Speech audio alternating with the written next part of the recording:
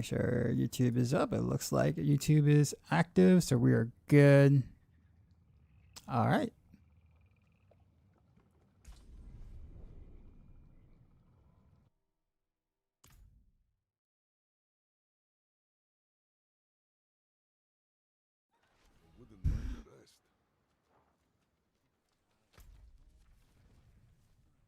I guess I'll just like I got 45 minutes on that one. All right.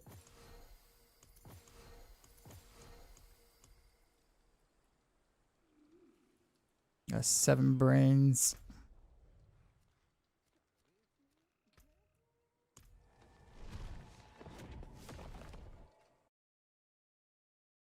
I don't have to do any content that doesn't require me using any keys or anything that isn't going to help me for the patch. So probably mostly Helltide farm, I guess. Maybe some Nightmare Dungeon escalation sigil stuff.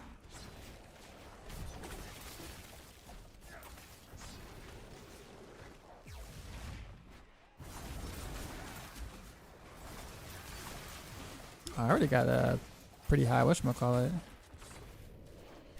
Potato, ahead. potato, potato, potato, potato, potato, Decoy. potato, hey. What up, sir?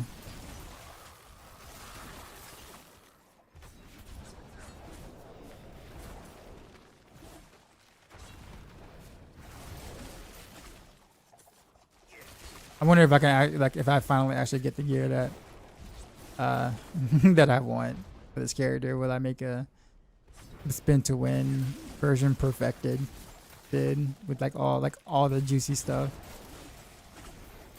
that I haven't talked about?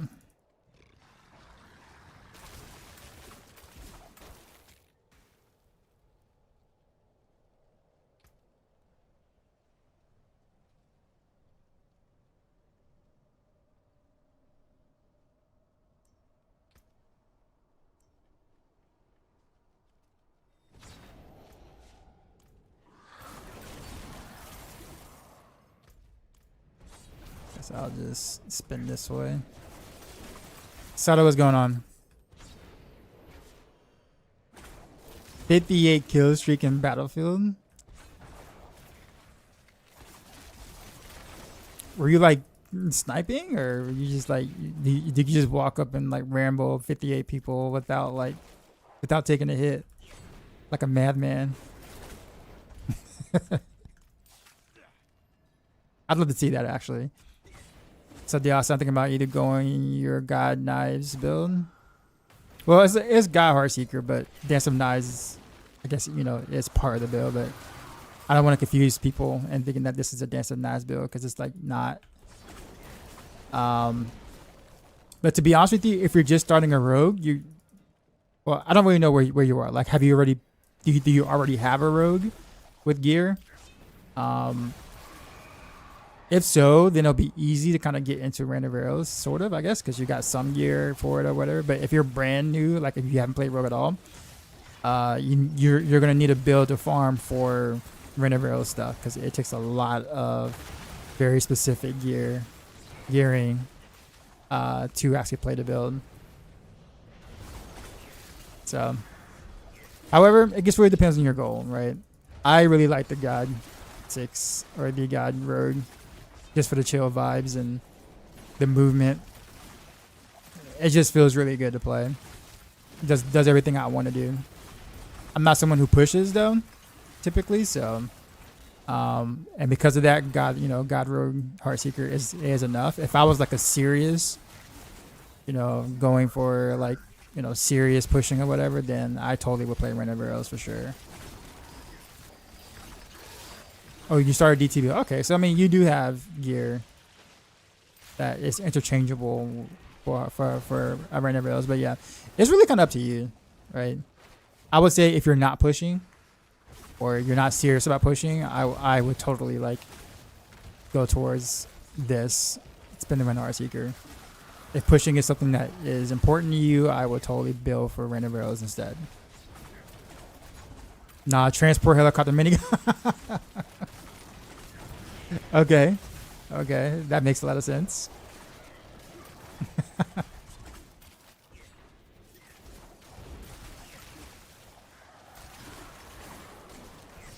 Probably want to go ahead and grab the thing over here, maybe. I already got one worm.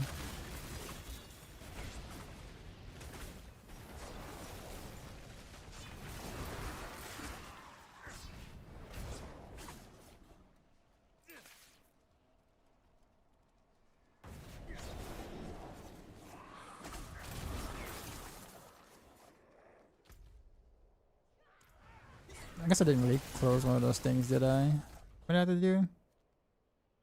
2? Oh, what, 5? I guess? Okay. On weak is my buddy. I just farmed the battle Daz. Oh man. So are you saying that you and your friends are the people that everyone hates on weekends? Is that what you're admitting to? Why are these tryhards gotta be playing on the weekends, man? I'm just trying to enjoy my life. Is that over? Looking out for a paladin T12 farming build. It seems like there aren't any. There's probably one or two. Like there's definitely one or two like overall and like good overall end game paladin builds that don't struggle in T12. But I think everything is relative, right? Because it's like people's version of what's good and what's not, varies based on who you ask, right? Some people's idea is like, oh, it can do everything in T12 comfortably, and that's considered good, right? They'll say, oh, that's good. And then you have some people who think that if it's not the absolute best build in the game, that everything else is trash and can't do anything at all. You have that crowd. And then that crowd will probably tell you that paladin is completely worthless, right? So it just really depends on your definition of what's effective or not. But I primarily play for fun, so there is that. How's this build going up against Mephisto T12? Well, it just depends on your gear level. And I want to say that like up front, because I feel like people put together a build for in one day, and then they'll try to fight something that has the most HP in the T12 content, which is Mephisto, and then say, why can't I kill Mephisto, or why can't I do such and such after a day of gearing a build, right? So realistically speaking, Mephisto is not a problem on T12 with this setup at all. However, it does require you to be pretty well geared on a setup like this for it to feel comfortable, right? So I do just fine, and I only have one mythic, right? But that may not be everyone's experience because, well, they may not have all the correct stats.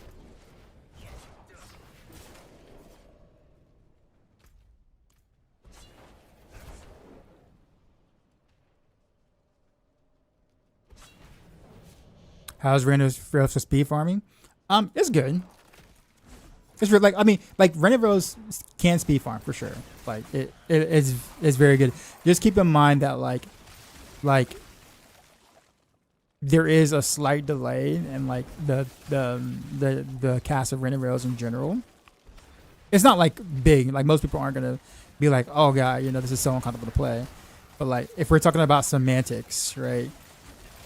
Something that's gonna hit quicker and continue to move will probably feel a little better to speed farm with, per se, unless you're someone that is really really likes to click a lot, right? So like if you don't mind like the more I don't want to say click heavy, but it kind of is what it is. Yeah, if you don't really mind pushing more buttons, then Render's for speed farming will do really really well, and you can, right? With that being said, keep in mind T12 is really T12 for a geared out character is really not hard at all, and you can speed farm on a lot of different rogue builds as long as you have the gear for it. I will say Render's, you can speed farm T12 with a lot less power. because Randaville's power is already like pretty like ridiculous as it is. So as long as you have the break points, you can have pretty awful gear while hitting all the break points and still speed farm T12 on Randaville's, where that is not the case with a lot of other rogue builds, right? Like a lot of other rogue builds, you have to actually invest in getting the right offensive, defensive stats and stuff like that. Whereas Randaville's is like, well, as long as I hit the break points, which is an investment in itself, don't get me wrong. As long as you hit the break points, you can, pretty much like, slap anything in the game because it's just that strong.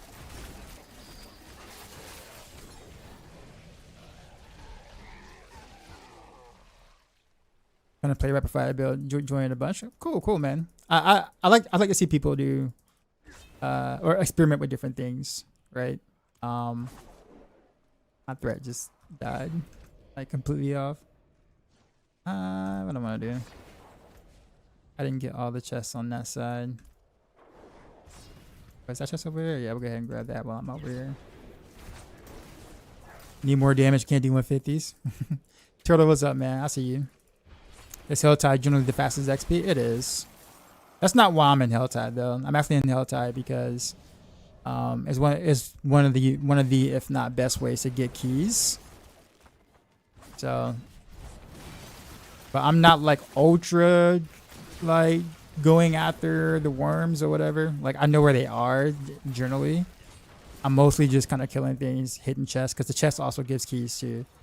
So I'm trying to get every chest. If I hit worms along the way, cool, right? Because they also can spawn the Duriel thing. They also give me keys. It's basically kind of just chilling until the patch comes, for the most part. Getting prepped for the patch so I can actually farm the stuff I actually want to, like for upgrades. Because I swear I have not a single wearable mythic right now, which is awful. It's funny because the build performs really well, considering I only have one crafted mythic and that's it. So I can only imagine, like, once I actually get, like 4 pieces of gear that I'm missing, how I'm gonna feel then. And then also I want to do an ultra try hard version, which again still requires a lot of other stuff. So headshots get good fun as well. There are a lot of good rogue builds. Honestly, season 5 World Con Randaville was fast. It was fun.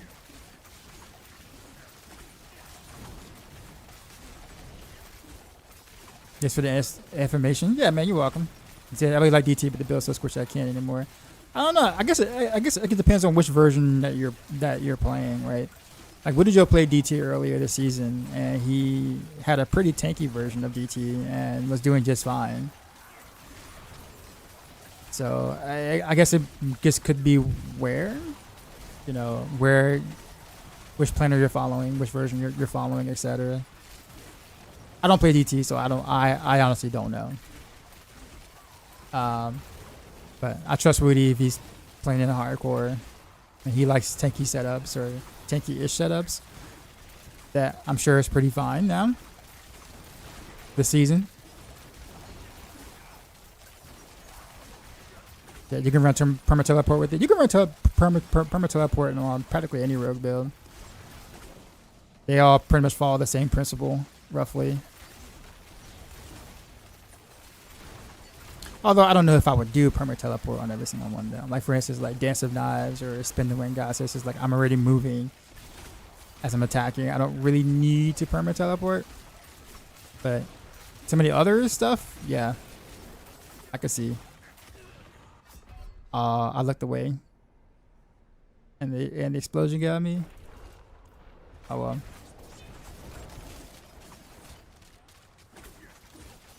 Every time I get a war table to kill a boss, I'm like, I want those keys after the patch. Yeah.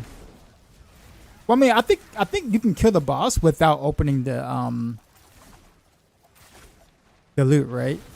Like without opening the chest. So like, if you just kill the boss, it still works for the world plan. So I mean, you can still do that.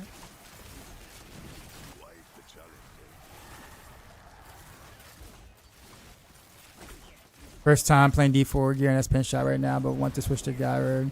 What is the things I absolutely need to go for to play guy? I'm currently only able to do T10. Well, first thing is I would say totally follow the guide. It's hard to kind of mention every little thing that you would want, you know, verbally. It's easy to kind of look at the guide and be like, okay, this is what I'm missing, etc. Right? Keep in mind you can play spin the win, you know, even in the starter variant if all you have is physical. Right? If you don't have Etnas or whatever like that, you can still play spin the win on the starter variant or the mid game variant as well. You don't need mythics to do it. Mythics just only makes your character stronger. It doesn't change anything mechanically. Junior, what's going on?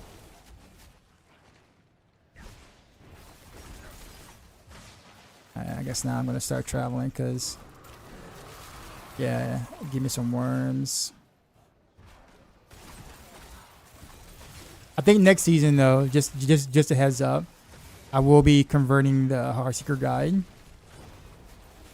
into the spin the win for next season. I didn't do it this season because I didn't want to, like, you know, have people look at it and be like, oh my god, is this the same guide, or this is, you know, whatever.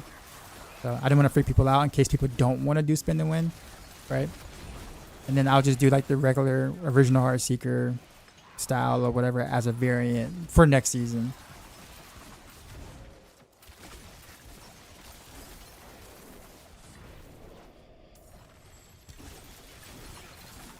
You really enjoy Permashot Step and Understated? Oh yeah, for sure. Oh, whoops. Import.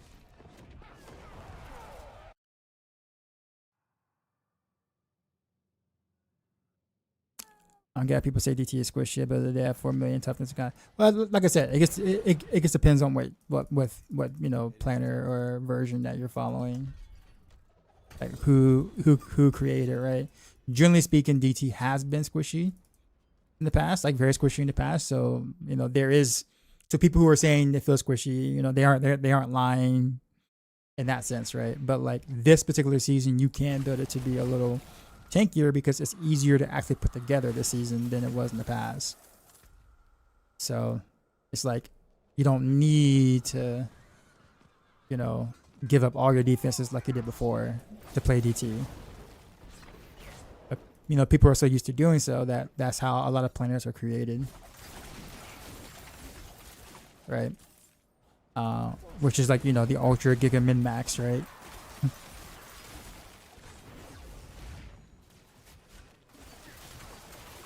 So it's a great tune. I said it before, but you have the best tunes on Twitch. Thanks, man. Would it surprise you if I told you I have like 2,600 songs on this string playlist? So, hopefully the idea is that you won't hear the same thing twice or 3 times unless you're like a regular here, right?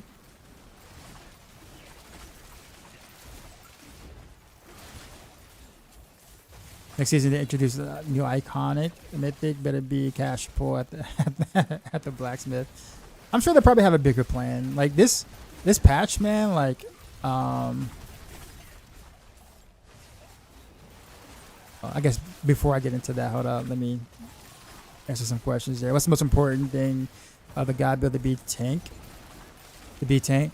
I mean, generally speaking, all the rogue builds follow the same pattern for defense. Like no one build is going to like change, you know, the idea of where you put your defenses, right? Generally it's your pants, your chest. And if you need more, you can get another defensive aspect in your helm, but that's mostly about it. But then that's kind of up to you. But in terms of, but if you want to be tanky, you're gonna have to make more sacrifices than that, like, which would sacrifice your damage, which you may or may not want to do, just depending, right? If you have like if you're really really well geared, you may not care about your damage because you already have a lot of it, but some people might, right? So especially if you're not like ultra well good. And show my crit chance. Probably can't without dying. I have to go to town. What do you want to know? My gear literally follows exactly what's in the planner. So like, if you look at the planner, it's exactly the crit chance I have. Maybe like 2 or 3% below that because I don't have perfect gear.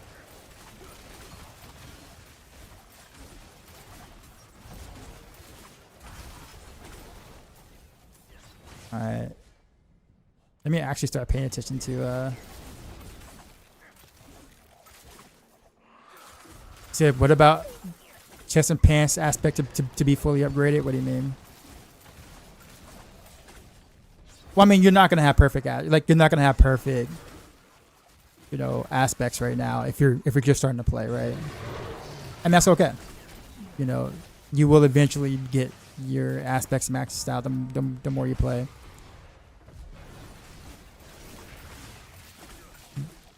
The Gregory boss owns you so bad. Lightning does deal a lot of damage. More damage than it really should in this game right now. But if he's like this, if he's like absolutely like destroying you, then like make sure you're actually following the resistance path that we have in the guys. Like having a topaz here is extremely important. Make sure you picked up resistances and armor and stuff like that on your Paragon board, as shown in the guide. There could be several different things.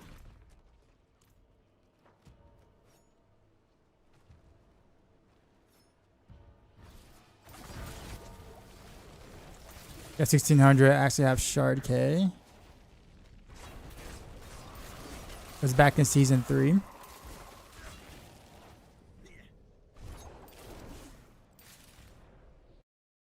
Let me go up here. Do you change any control settings? No, I don't. I promise you. Well, slightly. It's mostly the basic setup, like the default setup. I just moved. I just added the whole command to mouse 5 and that's it. But outside of that, it's basically default controls. A whole right click to spin. I use the whole button, which is mapped to one of my mouse buttons, side mouse buttons. Then I hit left click to shoot Heartseeker, and that is it. Nothing else special.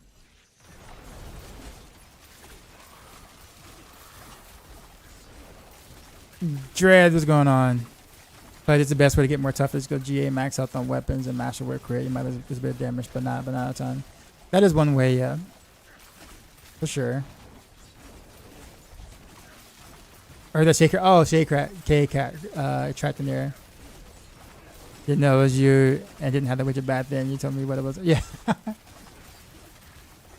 Yeah.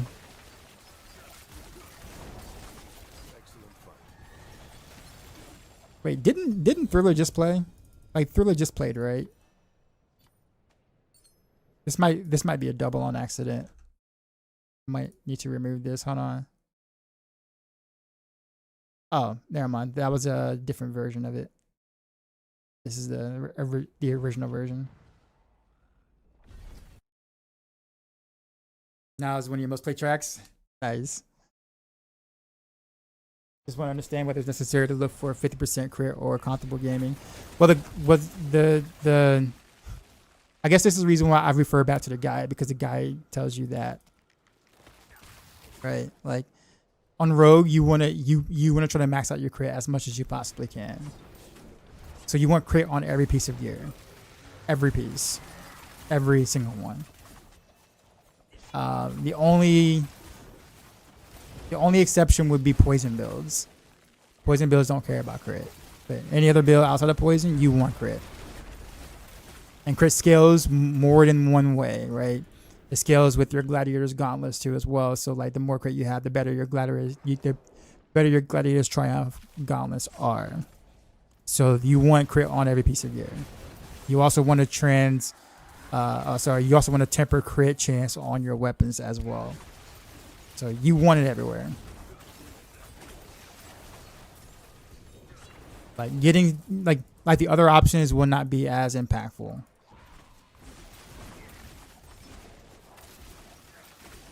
But Dread, I might have some like sad news for you, man.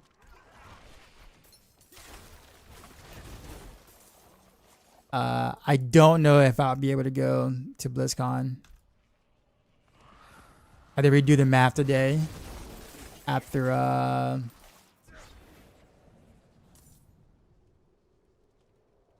you know, the booking, the plane tickets like that, all that. I don't know if I'll be able to actually go, unfortunately. It's like really expensive, especially like coming from the East Coast, like all the way from the East Coast to the West Coast. And even with like my Hilton hotel discount, stuff like that, like I'm still like I'm looking at about $1,400, maybe $1,500 for like the trip, including food and Uber costs and all stuff like that. Like that is. Initially, when I was planning for it, I was like, you know, maybe, you know, that, you know, I can work that, but it's been more rough in the recent, and I do not think I'd be able to do that. Which is sad, because I really, really want to go, but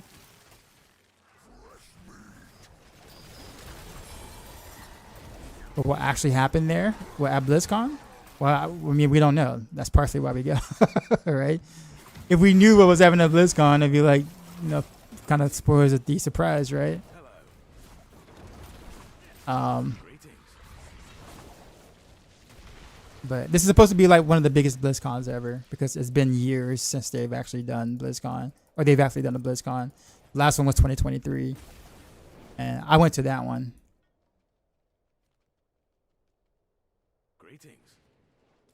Nah, man, this stuff is just so expensive now.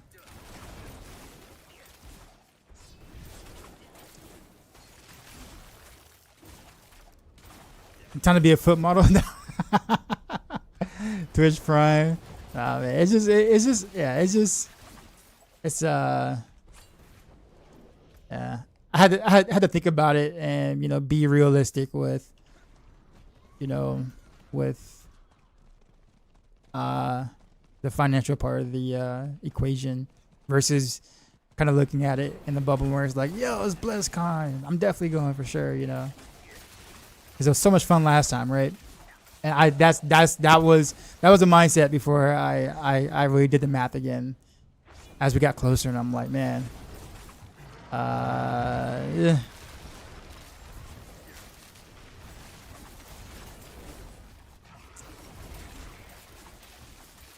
If someone it can work out for me. Yeah, I mean, I you know, maybe I'll play the lottery, and you know, maybe there'll be a chance of me hitting the jackpot or something between now and September, and I'll be like, yo, I'm not just flying there, man. I'm gonna getting the private helicopter to BlizzCon. Right, but till then,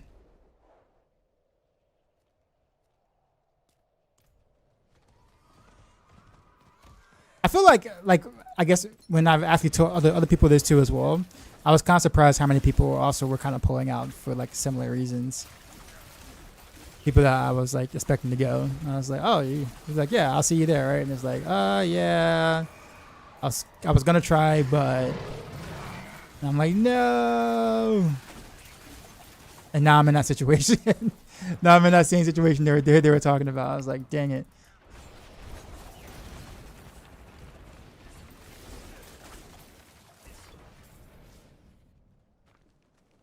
%, crit damage shield. Very nice. I'm gonna go. Yeah, I'm gonna go this way.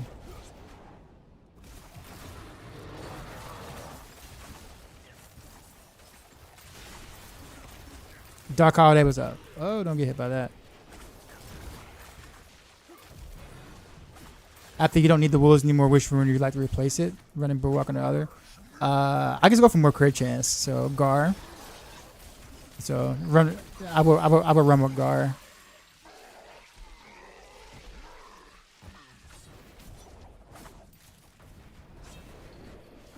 I wonder who's actually going at this point. Um, I mean, there's still like, I still think there's a significant amount, but I do think that like, uh, people who I thought were going, who would be like, I don't say normal staples or whatever, that live a bit closer than I do, and like had to pull out due to financial constraints. So I was just kind of like surprised ish. Some people actually had their flights dropped when the price of fuel like skyrocketed initially. Like literally had their flights canceled. Um, so, and for some of them, they're just like, yeah, I'm not gonna pay a lot more to reschedule again or to get a different ticket for a different airline. But those were more so like the people across the ocean, like the Europeans, that had more issues with that than the others. Oh, you were in game with me just now. Appreciate the follow. How different is it being there or watching online? Way different. The experience being in person at BlizzCon is hard to put in words. It is well worth the trip if you can do it. Honestly, for BlizzCon, the biggest thing for BlizzCon that I've learned through people like Dressite and like Echo Hack and Nine Ball and them is that BlizzCon, for a lot of people who go often, isn't really about the events so much as it is about the people you hang out with. Like all the kind of parties in the in like the lounge area, the hotels or whatnot, like kind of going out to eat with like some people you never get to like their names like online or whatever, but actually get to see and meet in person. Like those experiences and stuff is like is you can't replace that but just watching the stuff online. I'm not saying that the Blizzard events aren't great in person, because they really are. But really, when you go for the experience of being able to hang around fellow nerds like yourself and really get to enjoy that, with like-minded individuals. Like that's the biggest thing. It's the people, not necessarily the events. That's what I'm mostly bummed about right now.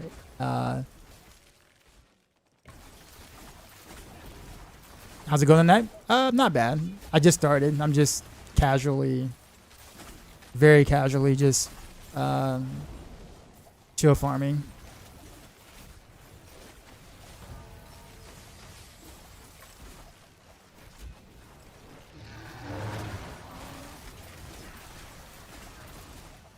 And a video where he showed me how to hold position. Heart. Major Pro. Yeah, I just wanted to show like one way of doing it. I know there's like more than one way of doing it, but I kind of wanted to show it, like, because that was the way that I've done it a lot in like Diablo 3 with God 6 Demon Hunter. So I figured I'd show my keybinds to give people a starting point, and then you can kind of go wherever method you really want to do. Yeah.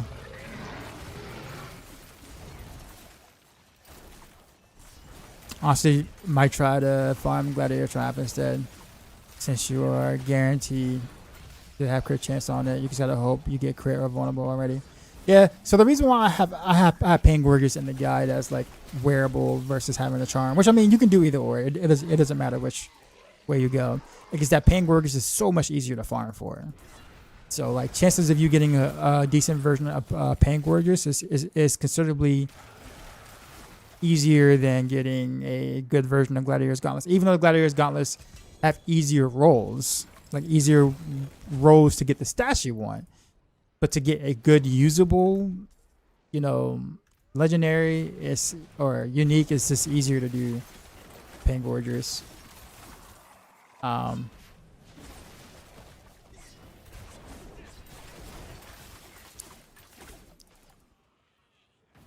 Yeah. So about the patch, by the way, the patch that's conveniently missing the notes part of it.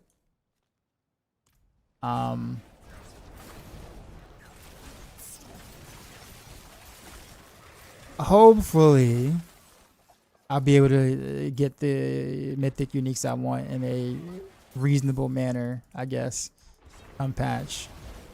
But like most people, I am just as disappointed. And the notes part of the patch, the volume. And I'm usually I won't say I'm like lenient, but like I'm usually pretty try to be understandable in some sense. But I do think that like if there's I'll put it this way, I'm the kind of guy that says if you're gonna do something, if you say something is a certain way, then that's what I expect. And if it's not a certain way, then I expect you to fix it. Right? So like if something happens, if something got bugged along the way or something, and then you fix it later, that's one thing. But when something was already bugged, and then you said you fixed it in the patch notes, but when the game or when the season launched, it was not fixed. Like the patch note says it was fixed. I just expect that to be some sort of like I was gonna say priority, but like you said you fixed it. So I would assume or expect the next patch notes because it was said that you fixed it, that will be fixed that upcoming patch because that's what you said. Right. So it is very disappointing how stuff like Azarath and Pale Game and stuff that are still bugged, despite patch notes saying it was fixed, and then no patch notes mentioning that those are going to be fixed, is just super hell of annoying. Like, it really is. And maybe I might have a more of a personal stake in that because I really hate those two bugs with a passion, and it's partially why I don't do more. Partially why I don't do like any pushing. There's more to it than that, but those two items being bugged is a sizable portion. I'll put it that way. But point being is that like if you say you fix something and it's not fixed, I'm not expecting to wait to the following season for you to say it again and hope that it is fixed. Like, I don't feel like that's how that should be, personally. Now, assuming that they're putting all their eggs in the next season, I guess, and with the way that they're launching or they have BlizzCon time with the next season happening 2 days after BlizzCon, I'm expecting the next season to be pretty big or way more substantial than this season. But it still feels bad. Like it feels bad, awful. They're putting all their eggs in their bank account. I think it's just this one thing left, right? So is weapon damage useless on melee weapons and spin the wind? Yeah, because Dance of Knives isn't dealing any damage, so yeah, you don't want weapon damage.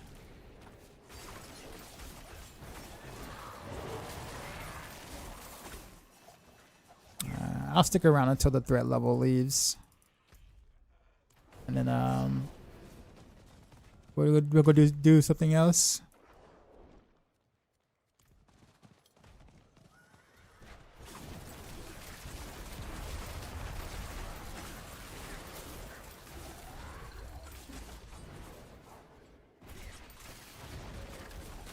Yeah, man, you're welcome. I think it should be at least be able to Shaco as a drop. Shaco's really so like on like a build like this. Shaco's really not like much of an upgrade at all. It's like a minor upgrade over a legendary helm. Like it's very minor. In most cases, people won't even feel the upgrade.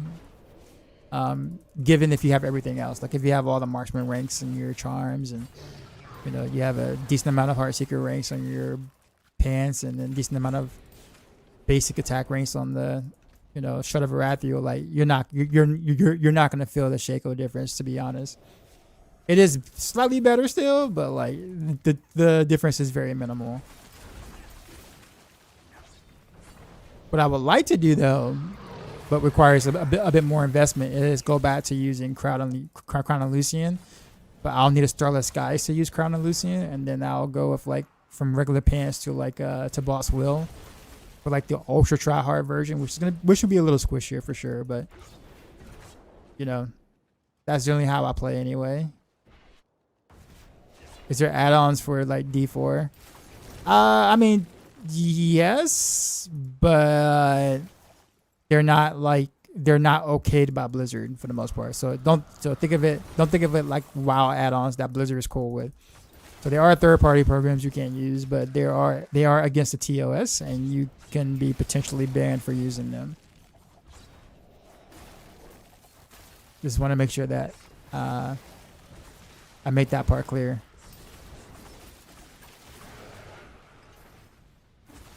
We recently tried to replay D4 again, but it felt the same as every season besides a gimmick, so it went back to D3. When was the last time you played D4? Before the time you just tried? Because like the base game, it feels a bit different, like a lot different than it was like even like a year ago, and especially like 2 years ago. But like the seasonal stuff, I mean, can definitely be a hit or miss. Like this one's definitely a miss, like a ginormous miss, like no question, right? But the reason why I still like am playing a little bit is because like the base game has gotten a bit better, and it's pretty fun to play. Despite the absolute pathetic of a seasonal theme. It doesn't mean that I'm gonna be playing for like a month or whatever, but like in the meantime, I'm still able to find fun, I guess, out of it. So for now, as long as I find when I do fun, I'll keep playing. But I'm pretty sure that will wane off in about a week or so.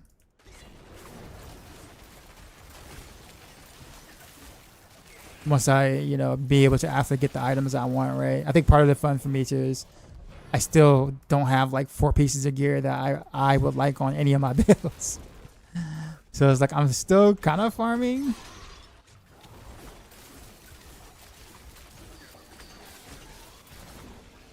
So I guess the chase is still there for me, which is giving me a little bit more playtime than I normally would. But outside of that, yeah, it's I got a Mythic Seal and God Build. We can have two. You can have 2 unique charms. There is no Mythic Seal that is worth it on Heartseeker, because there's nothing that you can put together that would be greater than having Pain Warriors or Gladiator's Gauntlet as a charm for Heartseeker. Like no combination of multiple sets together, no combination of, the build doesn't even work if you don't have the 5-piece Narrow's Eye. So you can't do 3 unique charms and 3, whatever. Like that just doesn't work at all. You won't shoot the extra arrows. So a Mythic Seal doesn't really have any value in this.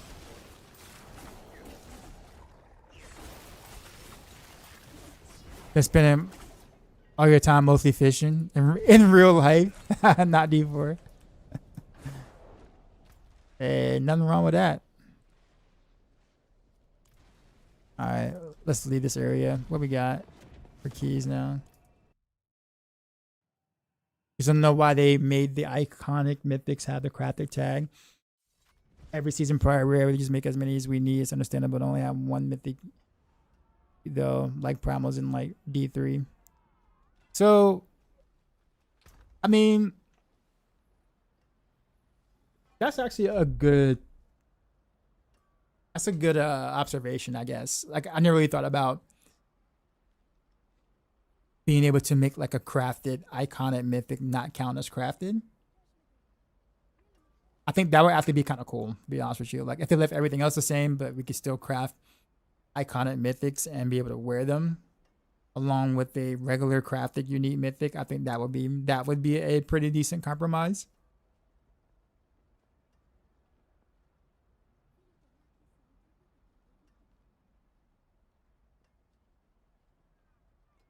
I still play here and there, but I think you found your true piece.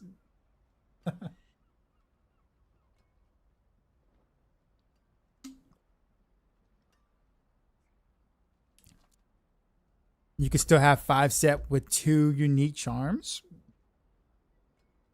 Wait, that's a possibility? I didn't know that was possible. Is that possible? I know like there was a bugged way of doing it. Like someone like people kind of like bugged the system out to where they could do it, but that was never intentional. At least that was my understanding of it. I thought they fixed that part.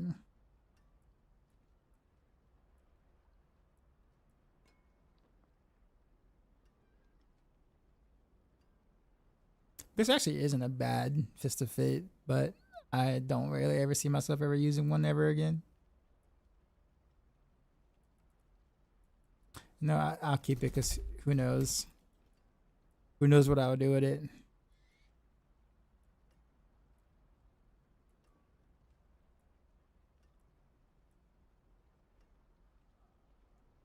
This is a decent ring.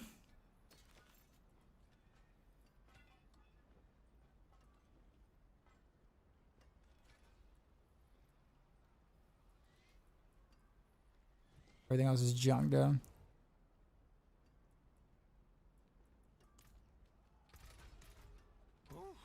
What is a waitress, isn't it? Blaze shift. Do I want to do a blaze shift setup? I don't know. Maybe. Maybe I do. Greetings. Oh, it's Doc. There is he. There he is.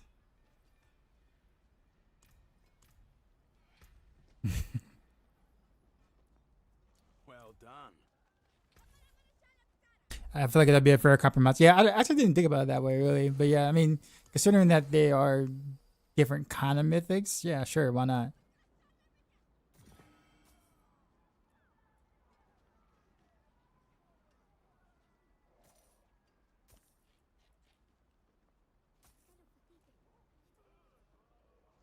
Rest bitten.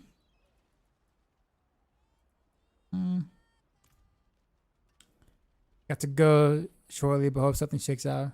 Yeah, I'm still trying. I'm still in my mind. I'm still trying to make it work. Mainlander, what brings you? But I'm gonna have to like probably shave off roughly about 30%, 30 to 40% of the costs I mentioned to be able to make to be able to make it work. Because there's also like time where, you know, well, no, actually, no, I wouldn't say it like that. No, about 35%. If I could shave up about 35% of what it would cost, I could probably manage it. But at the moment, it's looking grim. I'm gonna keep like refreshing airline flights again, because they like change it like on like a daily basis anyway. Like every hour, like tickets prices are fluctuating.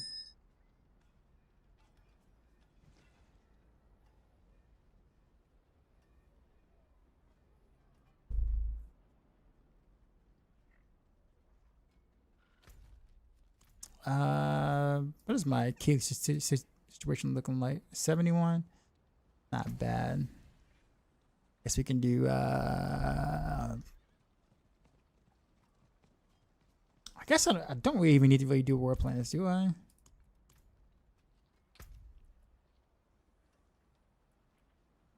Undercity, Undercity, Undercity. Nightmare.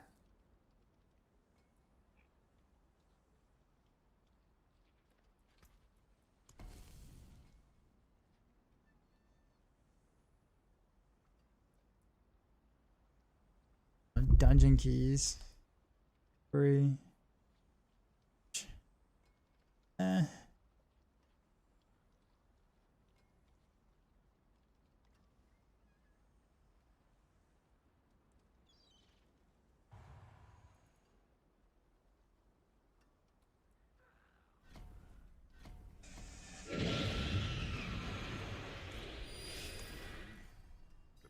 God, Bill's most fun build you ever played. Nice.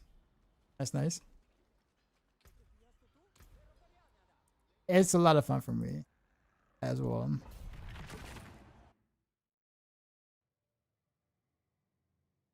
I'm just glad others are also enjoying this.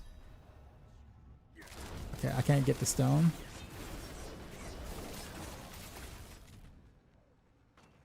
All right.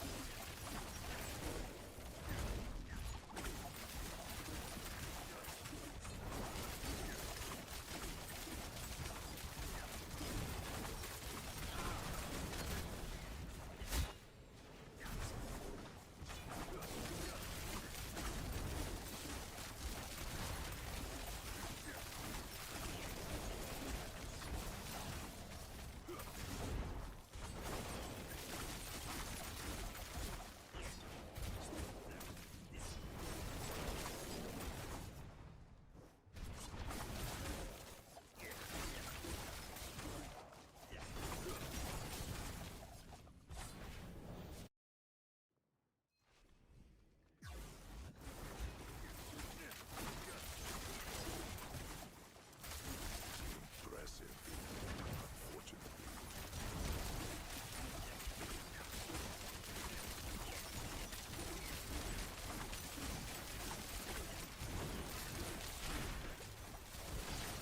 Earthquake.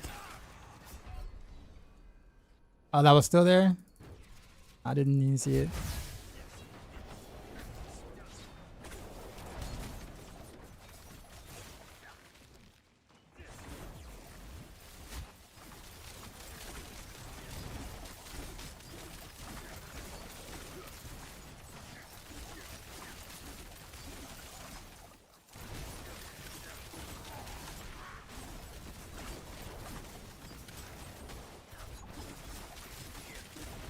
This is not where I want to fight the boss, to be honest. Too many walls.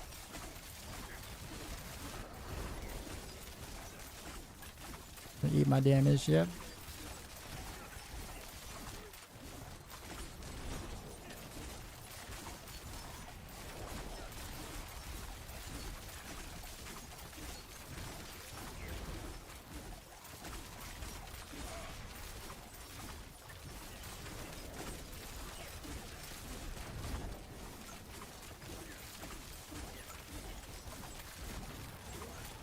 No, my arrows kept going elsewhere. Man.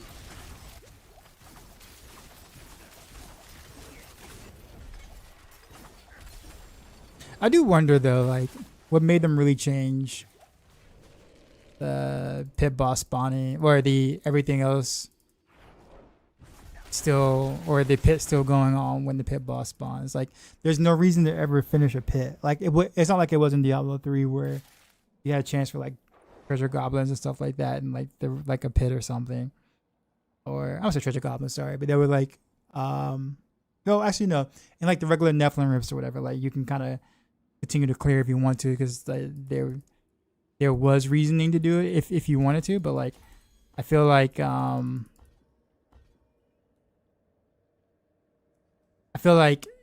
D4 I don't ever understand why you would ever want to continue a pit. Pit has some mining herbalism on the right side of the tree. What does that do? What's it got to do with like continuing the pit? Either that, or I never actually like paid attention to it. I mean, like over here. Oh, cursed machines.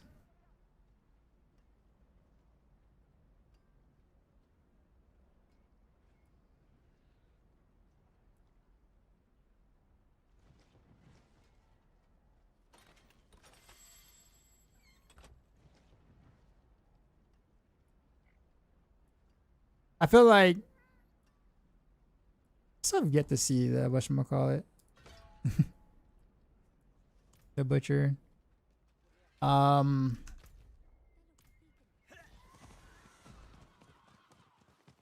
Does that really help anything though, DJ? Like, would you continue to do the pit past killing the guardian? It's very inefficient. Okay, I was wondering. I'm like, is there actually ever a reason to do such stuff? What's the difference between spin the wind god and the god guy under Dance of Knives? They're actually quite a bit different builds. The one under the Dance of Knives one kind of plays around Azarath and the pulling of Heartseeker, like the Heartseeker pull rune.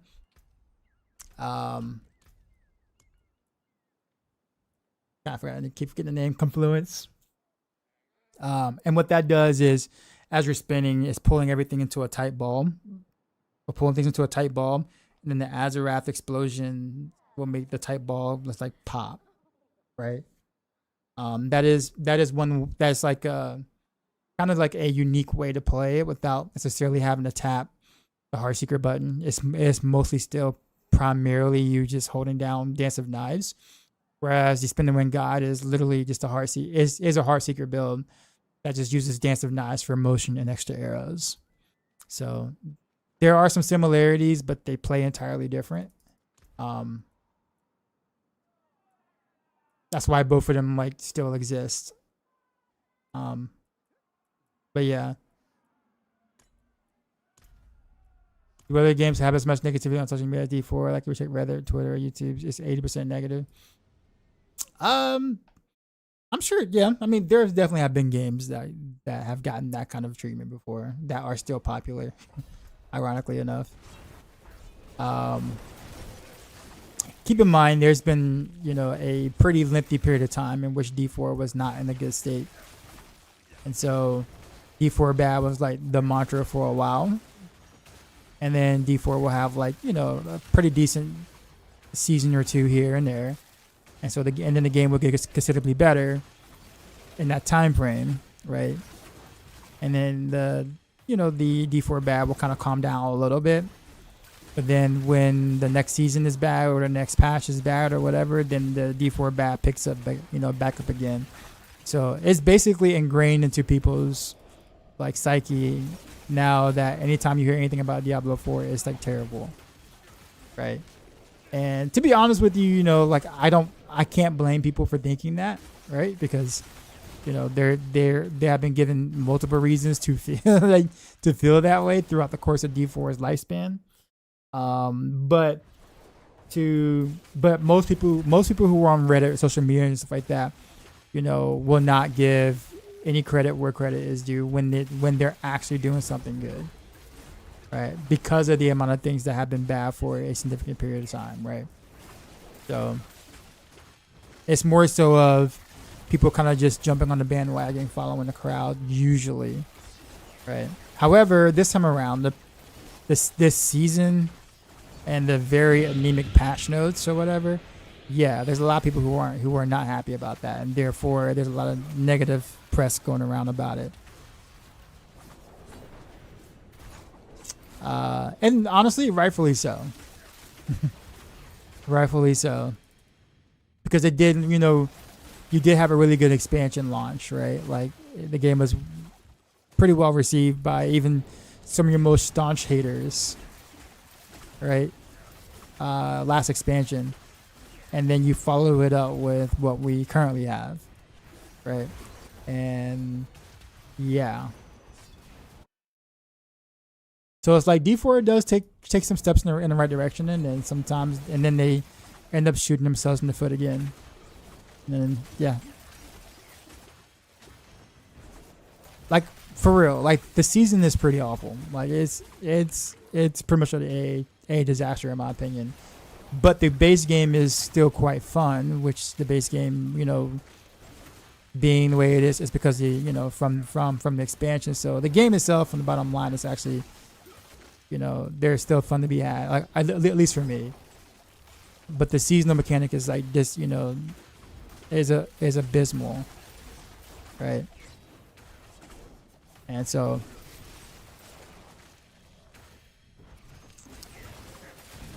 it's very hard to say just based on the patch notes how the game will play out.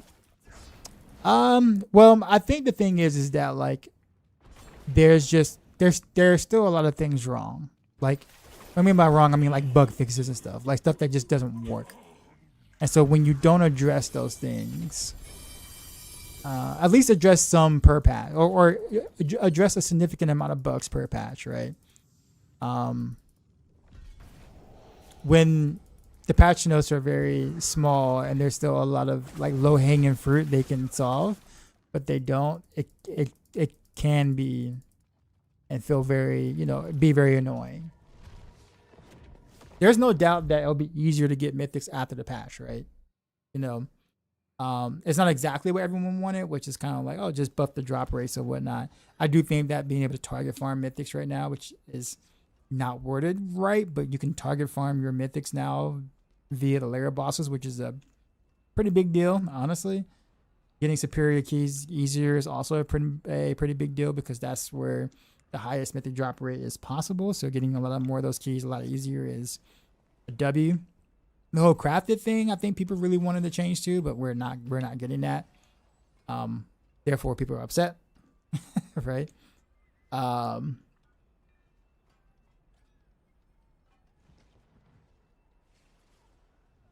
I think the patch will feel better than what we're giving it credit for. But that does not mean that we should not have gotten more in this patch. Considering how much low hanging fruit there is, there should have been more. Period.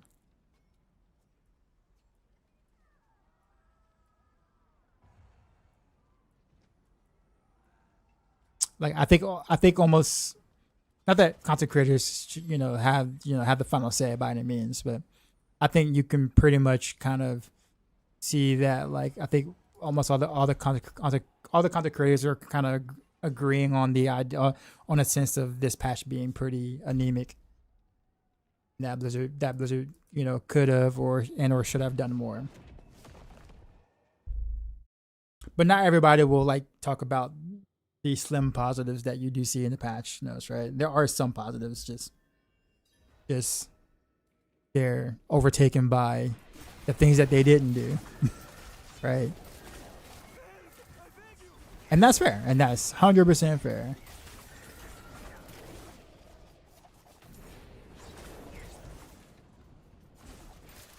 It's very hard to say. Oh, so sorry. Hey, Doc, do you have any insight on how the attack speed breakpoints are found? Ava has a video on that on this YouTube, where he breaks down exactly how breakpoints are explored and like discovered. But generally speaking, though, breakpoints used to be very, very important. Ever since the expansion, they've been quite a bit less important. I would say like attack speed breakpoints still have some value on, like, let's say like depth trap builds, like the ultra, super ultra, min max sort of type thing, like the 1% of players that may want to try to reach that. But for most, breakpoints aren't as impactful as they once were. So you don't see a lot of people really trying to get all the numbers out for maybe their own class, like Paladin, for instance. I don't know if there's any content creator who's literally breaking down every frame to like get breakpoints for all the skills, like we did for Rogue, where like Ava did for Rogue, right? Like Ava did all that hard work for Rogues for those breakpoint stuff. So I don't know if there's like any dedicated Paladin players that would be willing to do that now, right?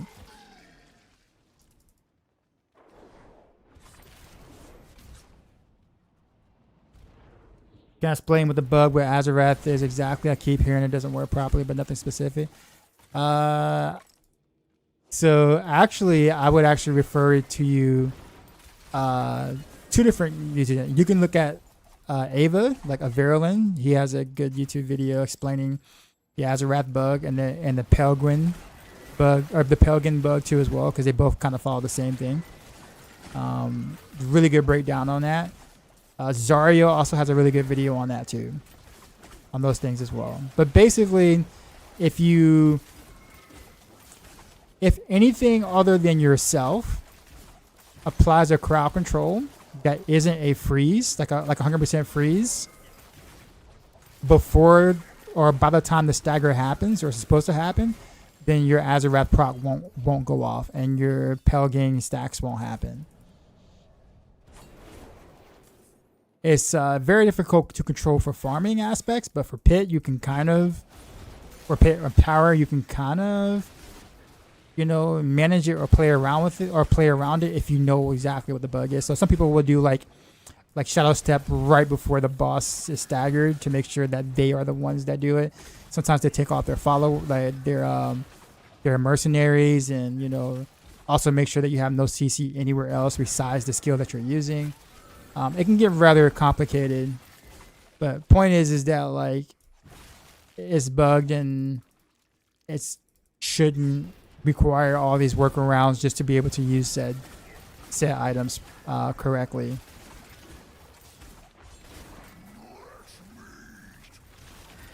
And that, I think, was what I was disappointed with this season, because I got a mythic dagger, it looks like. Is there any more thing I can wear? Nope. Asura's. That's the second Asura's dagger I got this season. Couldn't be an Atlas, could it? Nah, of course not.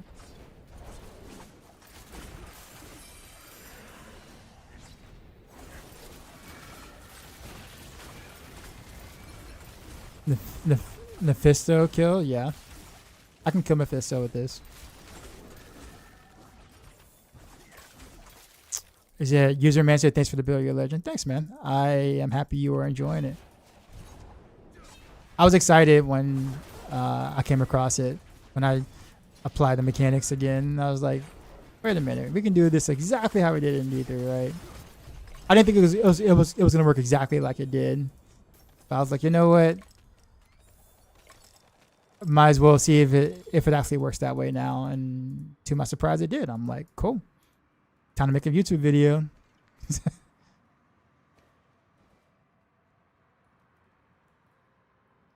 And the rest is history. And now we will always have God Rogue as a thing in the future, unless they just kill, you know, the Nero's Eye set for some reason, which they won't do. I actually got rank 2 in the tower, and now I'm probably gonna drive yourself crazy going for rank 1. Yeah, see, like, I think like trying to play around that mechanic is just awful. It feels so bad. Like, it really does. Yeah, I'm not gonna. Yeah, I'm not one to frustrate myself playing around it. Blizzard just needs to fix it. Yeah, I don't want to give him any reason to think that it's okay by saying, oh, it's fine, people are playing around it. No, it's not fine. You need to fix it.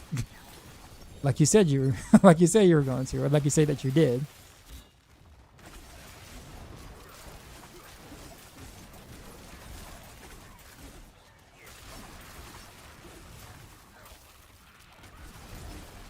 At least that's my opinion. Image Renderville's better than a Pin Shot and Death Trap and Pit Push right now. Renderville's and Poison Pin Shot are neck and neck for the most part.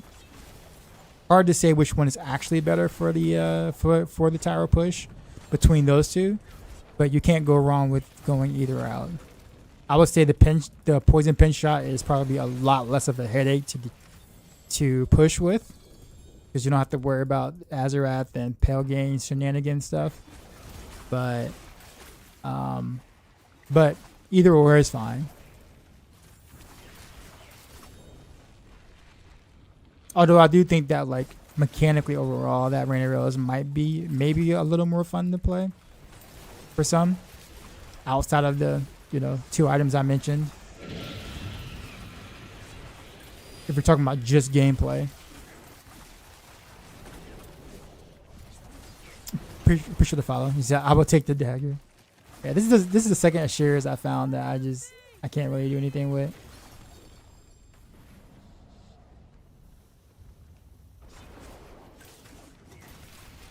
Like I said, I'm still running the one crafted mythic that I got, and it's still and it's still really not good. I have health on it with no crit damage and no crit chance either. No crit damage, no crit chances on there.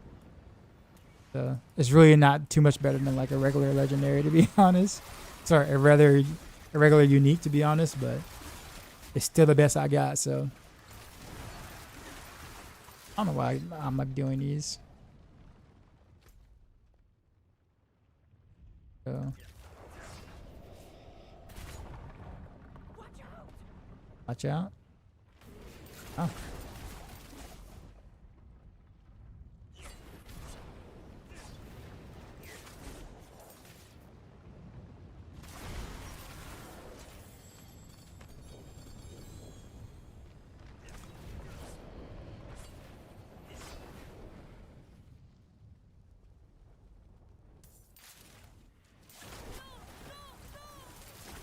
What aspect am I running on my own? Retribution for now.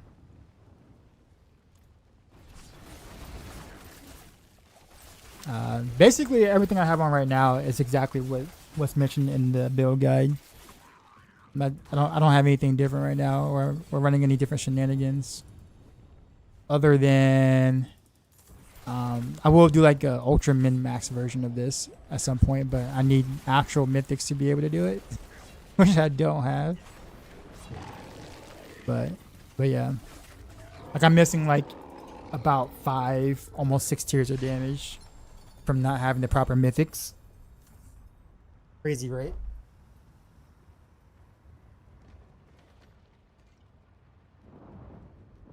So instead of speed farming 120s, I should be able to speed farm like 125s. When I have the proper gear, not proper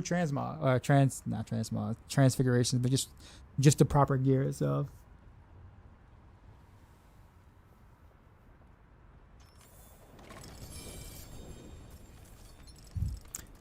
But such is RNG.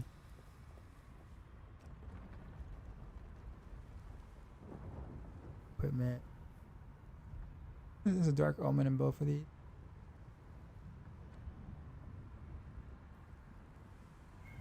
Like I'm hard stuck in Torment 10 for like a week with no improvement to gear. Is it possible to be that unlucky? Some of it you're gonna have to force craft yourself. Like I crafted this amulet out of like 1 blue affix. Right? Sometimes you cannot wait for the gear to actually drop the way you want it to. Sometimes you have to just take 1 affix and be like, oh, it has that 1 affix or whatever. Cool. Now I can build around it, sort of kind of thing.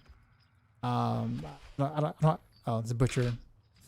Is he just like waiting for me right there? All right. But no. So like sometimes, yeah. So like this was crafted out of having 1 GA on the crit damage. I think it was. If I'm not mistaken. This was crafted out of having the 1 GA on a vulnerable. So I added stuff and used the cube for the rest of it. Same thing with these boots here. Same thing with this crossbow. So like a chunk of my gear was actually like, crafted into what it is. The rest is just more so of like hoping for an okay version of a unique that isn't a mythic yet. And if you have to use a non-ancient version, but it has considerably better stats, then yeah. With a polite butcher, I know, right? He waited for me to actually pay attention before attacking me. Marina, what's going on? So good to see a the 2-hand sword drop for your bar, and then it feels double good that it's another Fields of Crimson. Would the patch will add a slot for crafted mythics, or can we still just equip 1? Nope, it's still just the 1 equip. They're just making it easier to obtain both crafted mythics and dropped mythics. That's it. Which it is a good change. But on the surface it feels like it's not enough. Like right now it feels like it's not enough. but I haven't, played the patch, so it's kind of hard to know. Right? We'll find out soon enough, like how big of a difference the changes actually make. But it feels kind of grim right now, for sure. Perhaps a prize inside. Easy to obtain, but you can only have one.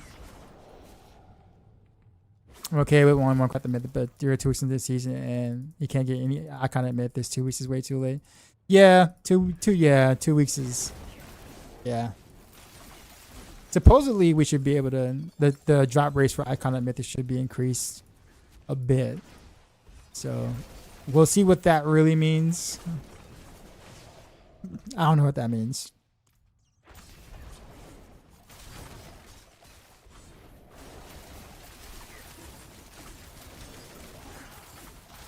All patch is gonna do is make getting the craft of Mythic easier to get. The other ones, yeah. Oh no, so I will say getting the other Mythics will be easier to get too as well. They didn't just like directly buff the drop rates of all Mythics, so they didn't go that route, which I kind of feel like they should have. But the thing is that right now, if you're trying to let's say you want an Eagle Horn, right? Like a unique Eagle Horn, right? Where do you go farm that? You go to Varshan, right? You go to Varshan to farm the Eagle Horn. Well, right now, currently in game, if you wanted a mythic version of your Eagle Horn, then farming Varshan isn't the way to go. It should be, but it's not. If you want a mythic one, you have to. It just drops random. It doesn't matter what boss you farm. So you farm the boss that gives you the highest odds of a mythic dropping, and that's the Corrupted Reaper, right? Well, after the patch, you will be able to target farm a mythic Eagle Horn by running just Varshan. So now it will properly drop the mythic in that loot table of that boss. And believe it or not, that's actually a pretty big deal. Because it should have been that way the first time. Like, it really should have been that way in the first place. I don't know why it wasn't. Like, that's a huge oversight, it not being that way to begin with. But it will be that way once the patch releases on Tuesday. So, ideally, if you're looking for a mythic on a certain boss or certain slot, ideally you want to save up your keys and whatever, and farm that certain boss come Tuesday to try to brute force the mythic that you want in that poll. So that does make it easier to target farm a drop of a mythic that you might want. It also will be buffing the keys, how easy it is to get the superior keys, which has the highest chance of a mythic drop rate in general. So those are the two bigger things that they did do for non-crafted mythics. Is it enough? I don't know. I still feel like it sounds like it will still be kind of like, like forever. I don't know. That part isn't my gripe with the patch though. The patch, like the patch being very anemic and no other like real changes or anything is like unacceptable, I guess, in my eyes. But I do think that some of the mythic changes that they are going to do, which should have been that way to begin with, we should feel a difference.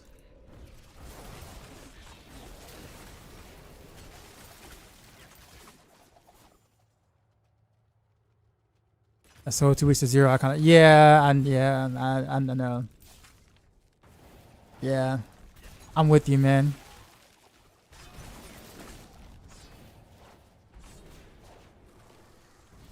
In the Wolves Den, was hope all's well. Then sat one question. I look at the solo sound found leaderboards. I know a lot of players are using Umber Crux with Shadow and Conan Beam. Is that a bug build? It is a bug build, yes. Yeah, it is. People exploiting once again because Blizzard didn't fix, or I won't say didn't fix a bug because they actually technically did fix Umber Crux. Believe it or not, Umber Crux isn't the problem anymore. It's just being used to to spread the problem. So ironically enough, Umbercrux isn't bugged. They actually did fix the bug with Umbercrux. But Umbercrux is just being used to make the what's actually bugged stronger.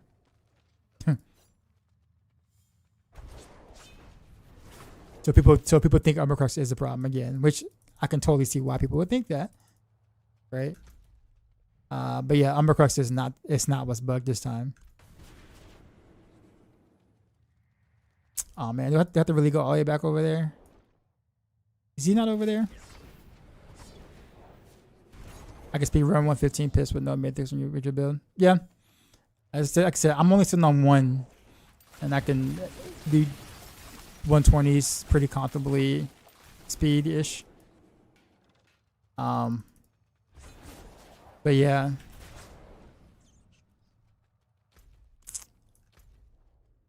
Wait, did it work? Maybe it did. I'm at the end of the pit, but I don't know why they removed it in the first place. Why did they ever remove that? Honest question, what's the point of playing the game this weekend when Tuesday you get way better jobs? Farming keys, that's all. So like you could farm up your keys. So therefore when Tuesdays drop, you're not farming for stuff. You're just full sending, blasting what you got to get to brute force the mythics as quickly as you possibly can. So that's all. That's what some people are doing. They're just gathering keys, which is pretty much what I'm doing ish. Also, yeah, don't open your caches either. Like all your caches or whatever like that from the seasonal rep. You know, continue to farm those, but don't open the caches. I won't even like click on the thing. I'm just leaving them like collected up. So wait, that's true. I can target farm the mythics I want from bosses at the patch. Yes.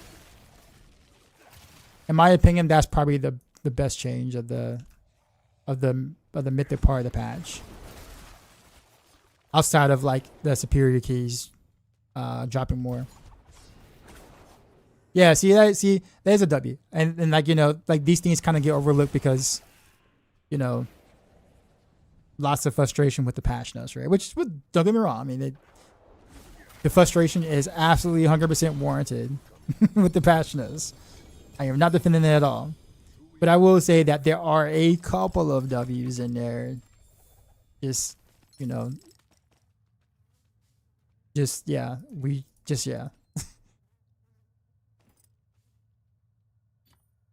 But like I said, only a couple of W's. They still should have and could have done a lot more with the patch.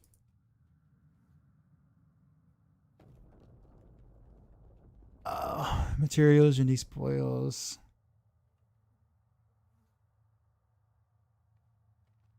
Lair keys. Like 85. I didn't even know those caches. Yeah, don't click on them though. Wait until patch, and then you'll get a lot of the other materials. The wording on some stuff in patch notes was kind of, yeah. Oh, I agree. That's the reason why I asked. I legit asked the devs straight up what did some of this stuff actually mean. Peachy, what's up? And I actually got a response, and so the response is literally what I'm telling you guys because was told that I can share that information. It just wasn't really, you know, the wording was very interesting. But yeah, that's not what I would have gotten from the patch notes had I not asked myself that we can technically like target farm the mythics. So yeah.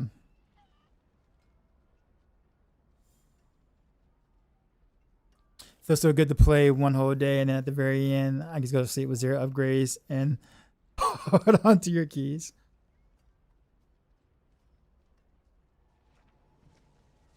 I mean, I don't know. I guess I see what you're saying. I will say generally, I still enjoy doing what I'm doing currently. Like just playing the game is still somewhat enjoyable, even if I'm not getting any upgrades currently. For now, right?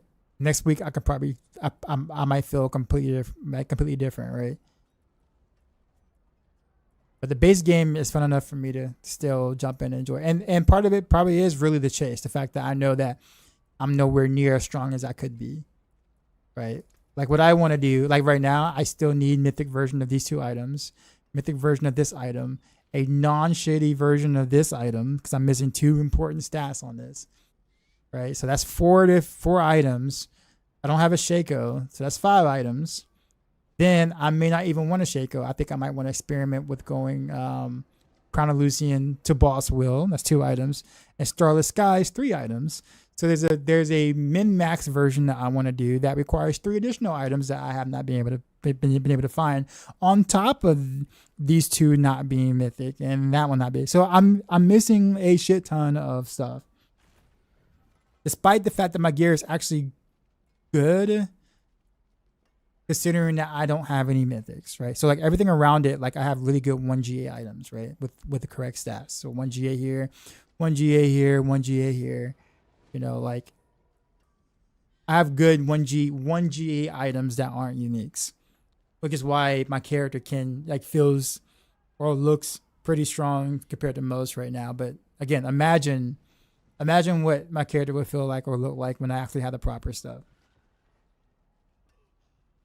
So that gives me a little bit of like a carrot chase for myself, whereas like I really want to see how this really performs when I have the stuff I want.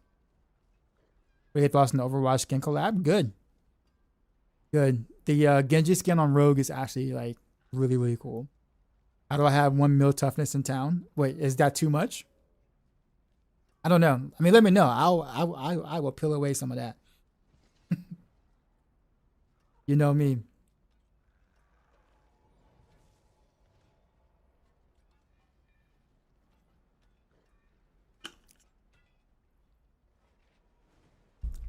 It's funny because like I'm not really geared. Like I don't even have like I didn't use barrier. Like I took off the K for barrier, whatever.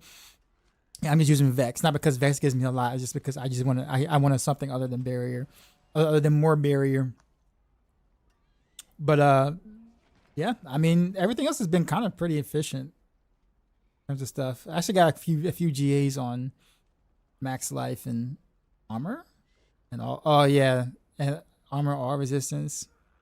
These pants are actually pretty cool. Just the indestructible is like oof. Oh, and this I forgot to say this crossbow is actually pretty sick. The double transfiguration of this was actually pretty sick. Not gonna lie. It's probably the best 2-hand weapon I've ever crafted. And chances are I will not get a better one for like the rest of the season.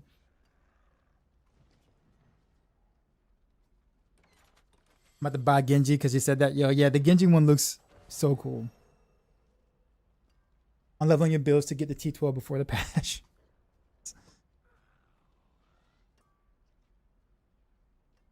Yeah, James, I have a lot of farming to do on Tuesday. I have like 1,200 keys and 175 caches. Yeah. Yeah, I'm nowhere near that level of stuff. Like not even.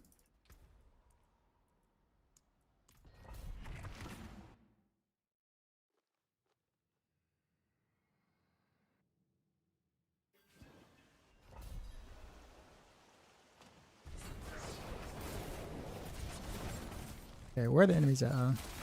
Those maggots.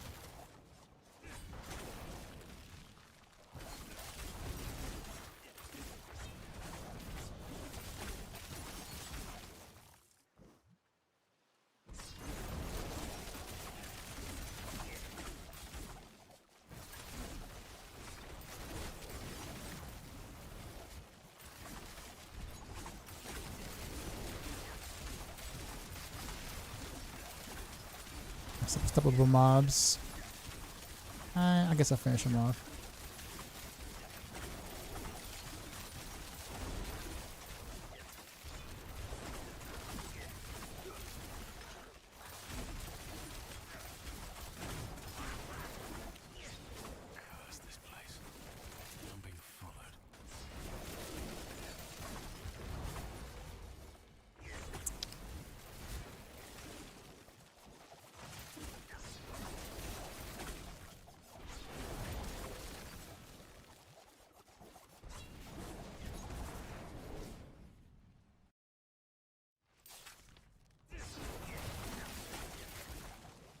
For the Craft Warrior Rupture.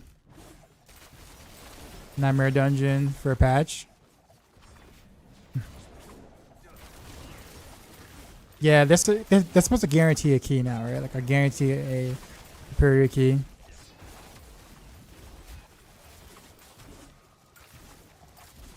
I'm kind of banking on a lot of my greater layer boss or whatever, like giving superior keys out for me, and then using like the rupture stuff as like the last resort sort of thing. Oh, he's against the wall. This is bad.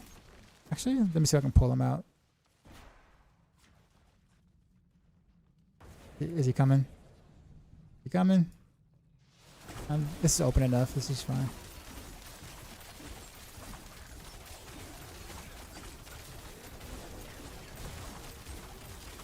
Or kind of.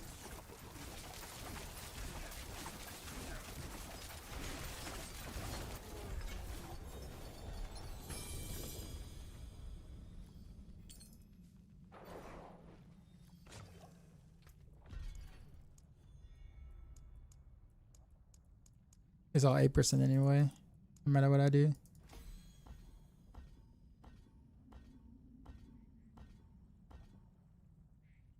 Like you said, it took a lot of farming to get things to get whenever it was gear so collected while doing that, whenever it was so tough to build. Yeah, it is. I still got all my gear for it. I just haven't like put together and actually like played it. All I did was like do the theory for it on Mushroom, and then like watch other people like do it from there. You know, past that point, is it worth the grind for their rank 10 war plans? If you grind all till 7, you get a free mount. I don't think I've ever maxed out my war plans, to be honest with you. I don't think I ever got to rank 10. What you thought on the solo self-found mode worth playing? I mean, you don't get any perks or benefits. I will say that if pushing the leaderboards is important to you, like really, really important to you, I will highly suggest solo self-found. It's because the competition there's not as many like cheaters. There are cheaters, don't get me wrong. Like you're not gonna get rid of them all. But at least you're not fighting against people who are spending, real money, thousands of dollars on their character on leaderboards, right? So on Solo Self-Found, you kind of get to get rid of those people or whatever. So, like, outside of that, I've almost always played solo anyway. So Solo Self-Found just feels natural to me because that's what I've naturally have done anyways in this game most of the time.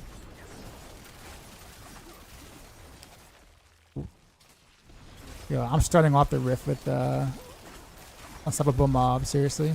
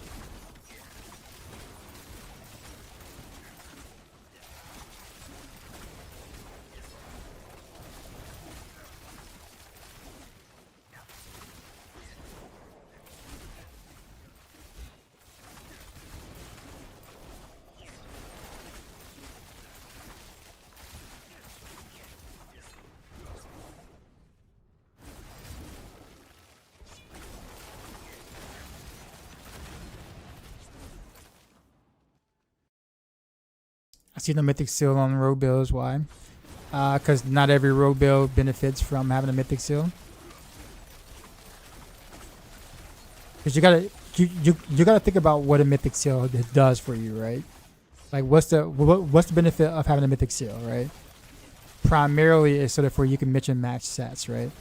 So you look at the set bonuses and you think to yourself, will the set will a 2-piece or a 3-piece set bonus of a different set be worth more than a charm?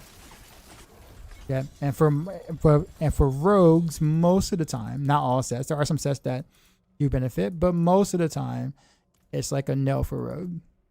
Like for instance, like on this, there's no way that a mythic seal is going to do better than just a regular seal with 6 charm with a 6 charm thing. Why? Because there's not a single 2-piece or 3-piece that is going to give me more damage than having a Pangorgus or Gladiator's Gauntlet as a charm. Like not even close. Like this is worth more than double than what any mix and match set I can do for Heartseeker, right? So, not every rare item, you know, is usable, right? But on like, let's say like, I'll put it this way, like on Maxroll, like the tower push variant of Rain of Arrows, I actually do use the Mythic Seal there, right? But that's it. You can run the same charms with the Mythic. Yeah, but I think having like a Mythic Seal itself, the benefit of having a Mythic Seal is the effect, right? Past that, if you're not going to use if you're not going to mix and match sets or whatever, then it's no different than having a legendary one.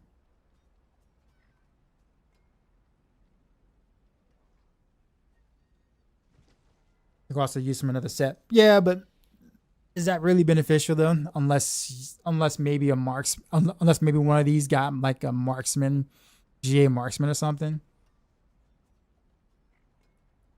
Like at that point, you're looking at like a 4GA. Yeah, but yeah, I mean,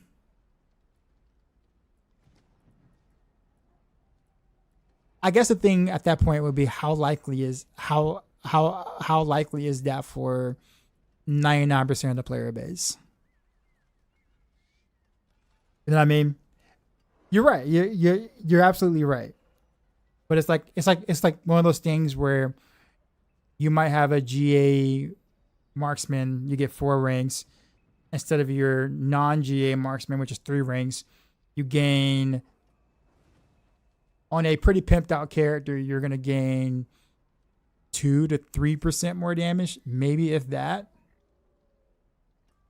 So unless you're like Giga min max, like ultra, min max in terms of spreadsheet is concerned, like that wouldn't have an effect on most players. In more cases, you will get, in more cases you will get a legendary seal with better stats than a mythic seal, and those better stats on a legendary seal would generally be better than that 2% upgrade. I think that's why, like I say what I say in a sense.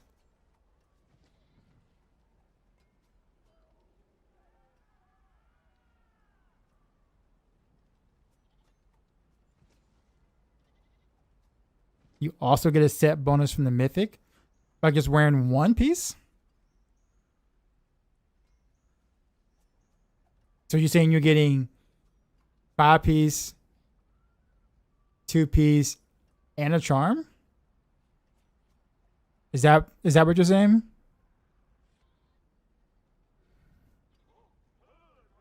And a unique charm is what I'm saying.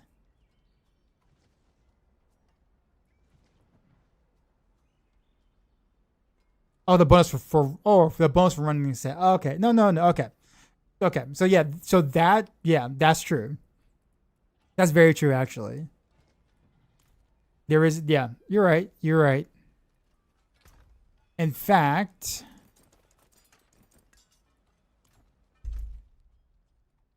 let me see if I have any. I might have some 6.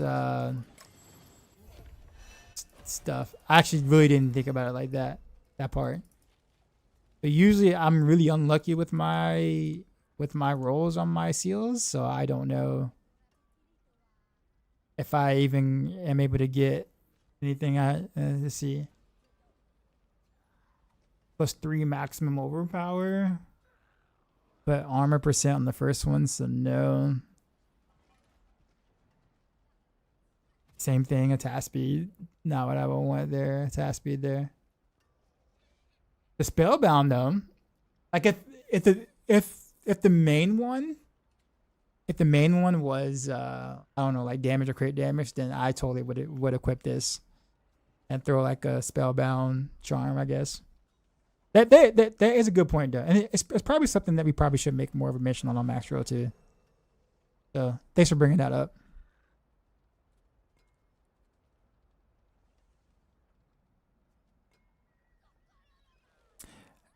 Have you done any crafting through the jeweler for a mythic yet? I have not, but the thing is that any way that you craft for a mythic is still uh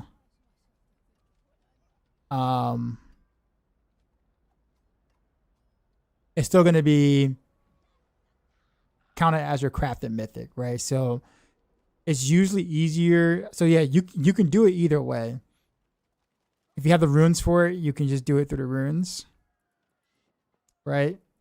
If you want to do it through the cube by upgrading the mythic into a different mythic of the same category, you can do it that way.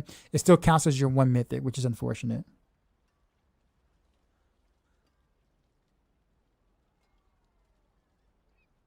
Oh, you said you need to for any bonus? Okay. So I guess at that point you would be, I guess you would lose out on the charm then, right? The unique charm. So you'll have to get at least. All right. Well, then never mind then.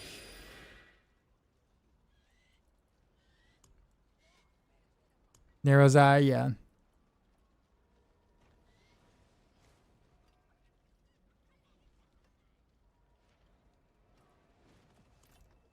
So I appreciate the follow.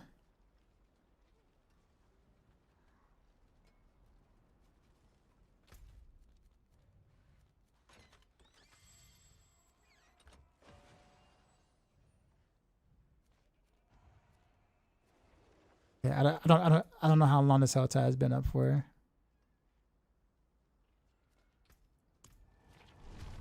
Keep getting the crafted tag. Yeah, I know. They really should make the crafted unique. They should make the crafted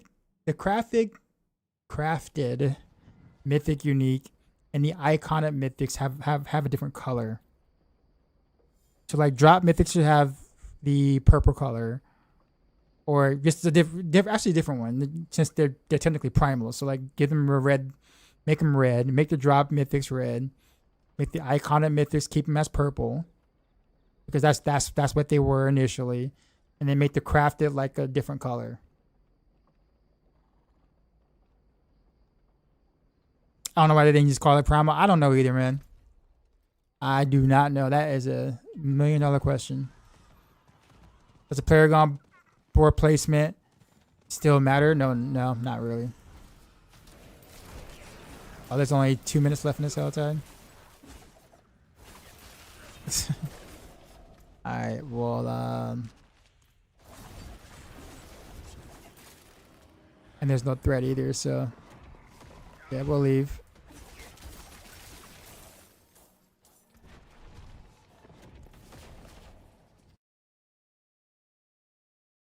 Why they're so allergic to this constant came from D3, but no the idea came from. I don't know, man. I don't know. I 100% agree, but I don't know why they just don't call it what it is.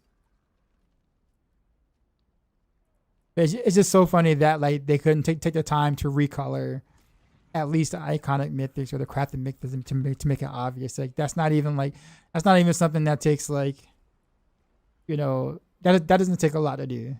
It's just one of those things where it's like you're playing a game and you realize, oh, I don't know which one of these are actually crafted. Until I hovered over it and scroll down. Not even hover. I have to hover over it and then scroll down and realize, oh yeah, it's crafted. Like, that's so like unintuitive.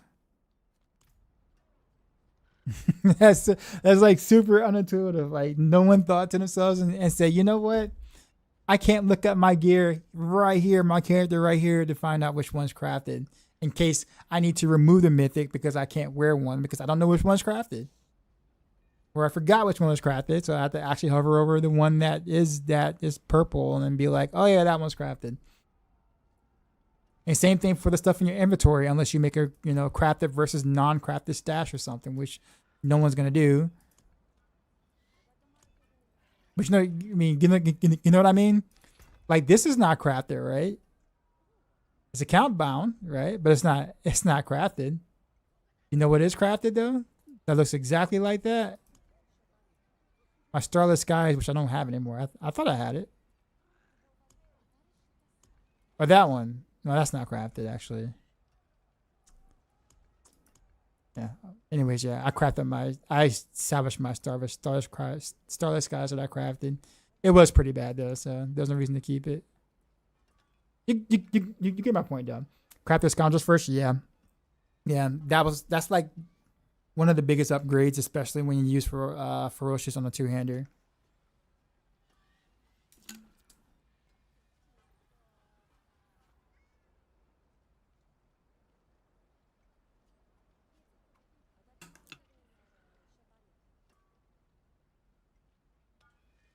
I'm sure everything coming from D3, and I'm gonna say okay with that. I love D3, play every season and the game from long. Yeah, I played since day one of D3 as well, so I've been through the good and the bad for sure. And yeah, I guess we'll kill Lord Zir. I guess ideally though, like, I think some ideas need to be explored in terms of a more creative aspect. I think taking too many things away from a previous title or whatnot starts to make the game feel more samey-ish. Like, for instance, I don't like the idea that Tower is basically like a worse GR from Diablo 3. A significantly worse GR from Diablo 3. Like, we need a more I would have liked a more creative meta progression than what we had in Diablo 3. Not saying that it was bad in Diablo 3. It took forever before it was in a decent spot, but I don't want to do the same shit I did for a decade, but now in Diablo 4. Like, there's gotta be there's gotta be a better way than this. It's just like I think the thing is that like it's the same frustrations and issues we had in Diablo 3 with GR pushing. I mean, granted, we got used to it and we're just like fine at the end of the day, right? But generally speaking, no one wants to do that again, like, or go through that process again. Like, it was frustrating already in D3. Why repeat the same thing in D4? Like, every single person who's done Tower or done a GR push or whatnot will tell you the same thing. Sure, it was fun when we got the correct maps, and being able to, like, with the correct map with the correct mob type or whatever, and we can actually play the build and do the strategies and stuff. Like, all that was fun, but the process of actually getting to that point was not fun. There was a lot of beating your head against the wall over RNG stuff that we just could not. That was it. That wasn't in our control. We just got used to it. It doesn't mean it was good. We just got used to it. Don't repeat the same thing in Diablo 4. It doesn't make any sense to me. To me, that is.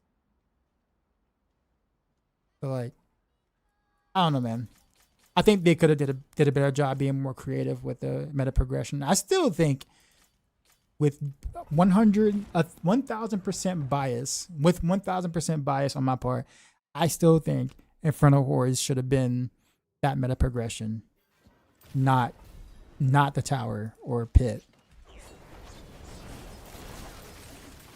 That mode is distinctly different enough in which we can test how strong our gear really is, and adding a leaderboard to that and kind of making that more of a progression type thing would, in my opinion, would have been a little bit more fun. But oh well. And would give some sort of reason to do Infernal Hordes too, I guess. But I digress. What are my glyphs now? 130s. I'm like lagging a little bit.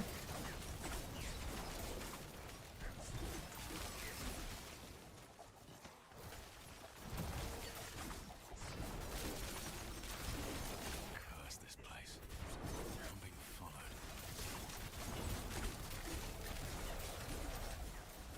followed. I guess I'll kill him.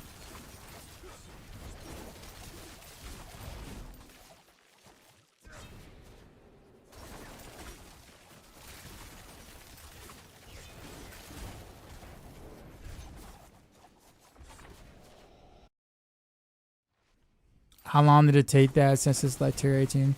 I don't always do a tier 18. I change it up every now and then.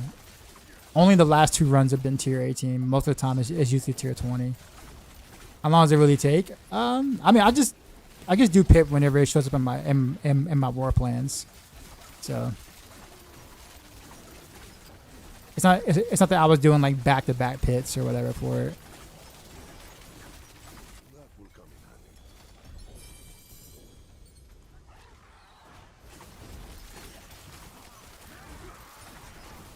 handy. But I only keyed in the 118 versus the 120 just because sometimes when I'm at the pit boss, there might be unstoppable mobs nearby, and that just makes it take longer than it really should have.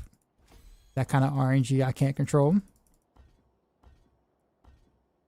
So I figured with the 118s they'll be a little easier to kill, and I still have 8% chance to upgrade. So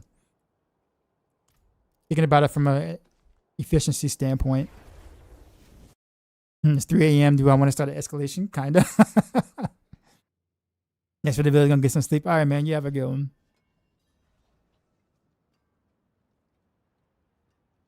Because that's what's keeping you stay in the game. What, the tower stuff? Are you sure?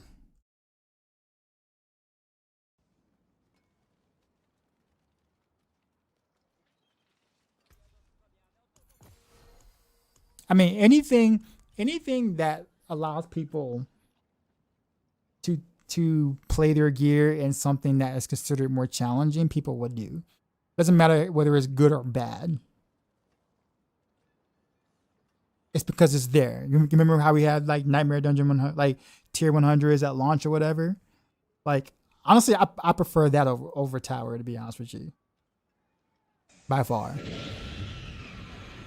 But there were glaring issues with that too.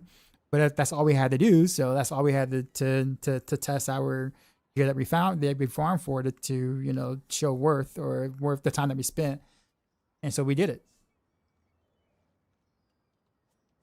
Yeah, I mean the progression to push. But the thing about it is that you can push in a different type of gameplay though. Like I said, you can push in Infernal Hordes.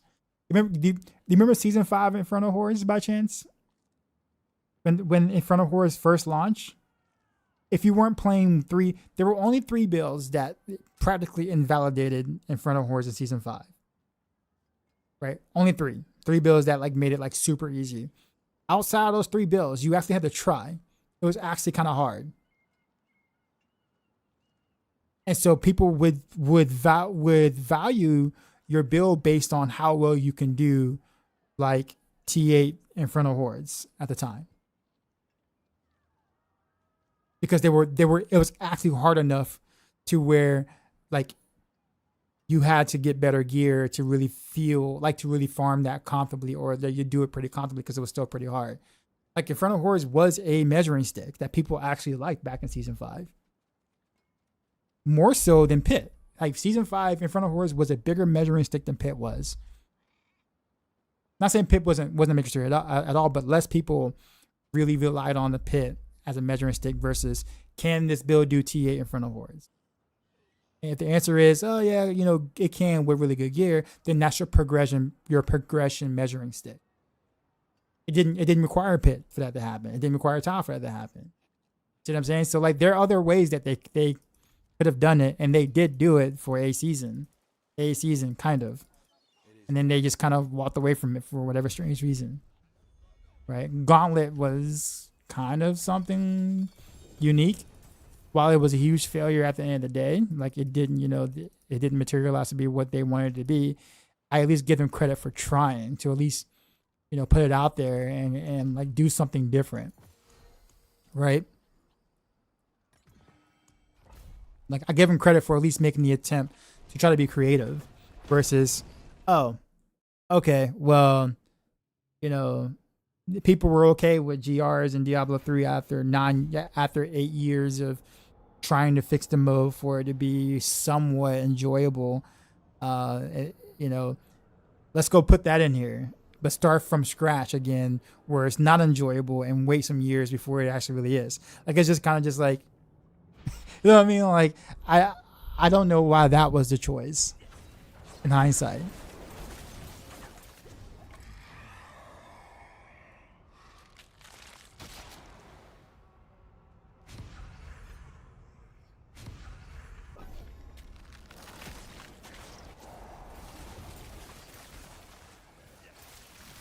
You can run away and let the boss TP to you.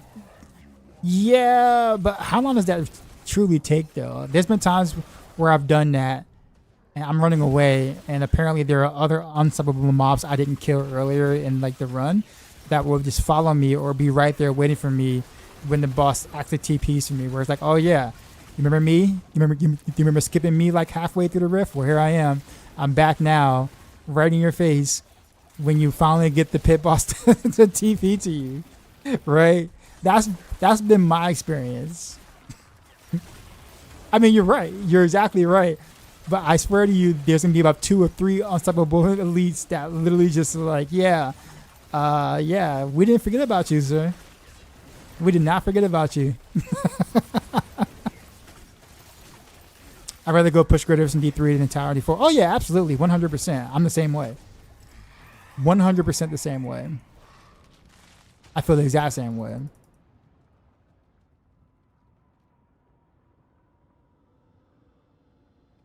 I guess part of my point is that D4 progression end game via tower or whatever isn't offering me anything different, new or better that I have not or can't already experience in a previous Diablo title. Like if I want to like push for serious, like I find that my time is better spent in Diablo 3 doing that. It's because the fun factor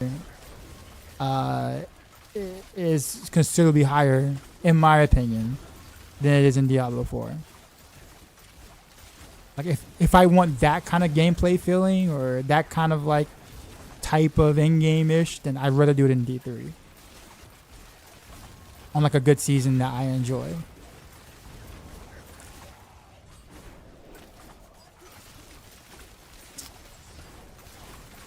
And that's why I'm just like saying, why do things so closely related to the previous title? Because all we're gonna do is going to continue to compare what D3's Greater Risk was like versus your tower. So you have a long way to go to get to where to get to where D3's Greater Risks are right now. Tower has a hell of a long way to go. And how many months, years is it gonna take before it reaches to the level where it's like, oh, this is actually almost as much fun as Greater Risk were. Years later. Like, it's like you're setting yourself up, for that, for like that constant F. If that makes sense.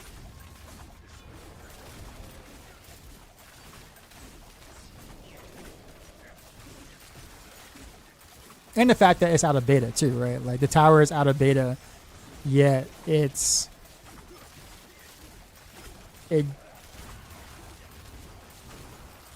no comment. Apparently it's like official. It's live now, right? And they went as far as in the patch notes to let you know, to remind you, because right now it still has the beta tag, right?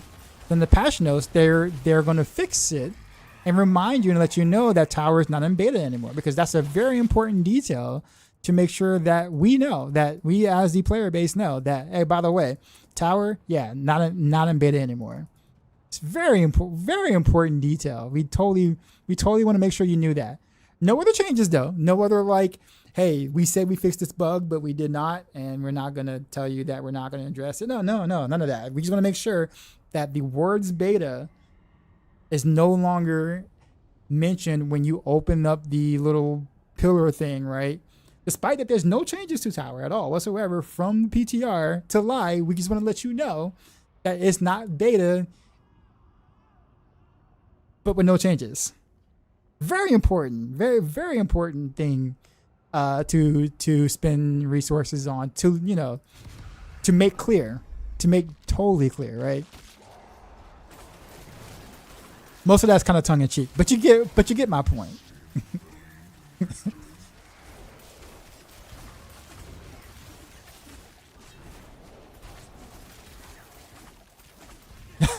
I'm just saying. I'm just saying. That is. I find some of that pretty wild. It is pretty wild. We definitely somewhat tested this. The fact that bosses still have issues being staggered, like if you stagger them too fast, you know, it makes it considerably harder for them, you know, for you to stagger them again. If that the fact that that is still a thing, period. With bosses being, you know, the boss being a major part of the tower, and the tower being out of beta is again still really wild to me.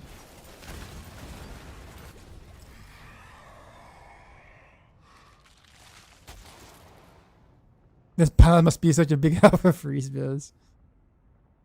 I mean, people don't even like bother with the pylons at all. Like, and like the higher ups, like, there's like no reason. Imagine getting a full 6 piece in the Blasphemous right at the start of the season.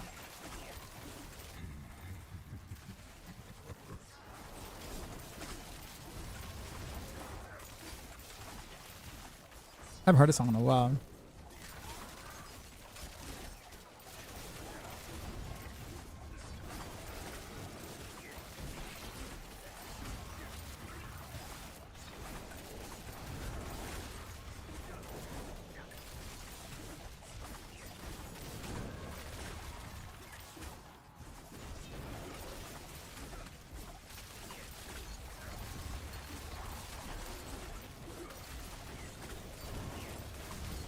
Random question: are the players in D4 considered Nephilim? I don't think so. I haven't really heard it mentioned like that in like the lore. I mean, maybe we are. I don't know. I have not heard or seen that word mentioned like that in Diablo 4. Maybe I haven't been paying attention. I don't know. It was stupid. How are the masks that bosses drop now used? Like the Exquisite Blood. You put the blood in the cube, hit the transmute button, and you get a unique from that boss pool.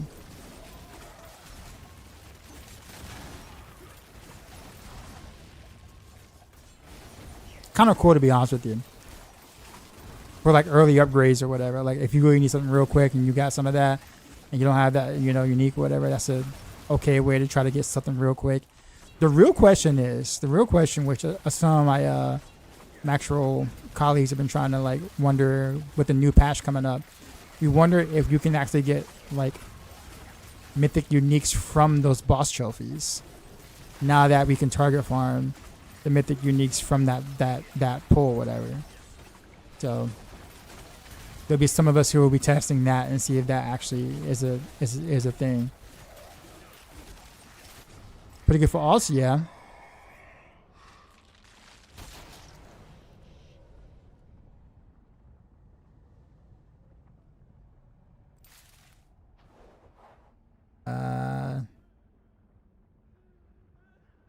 Always are bad. After 20 years of hearing Aura calls Nephilim, we all forgot. Pretty much.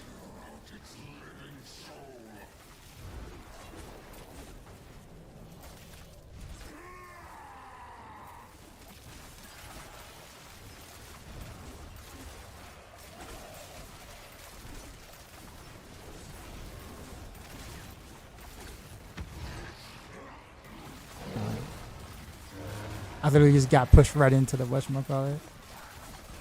Actually, where did the Hellworm come from? What boon did I take? Or thing I took?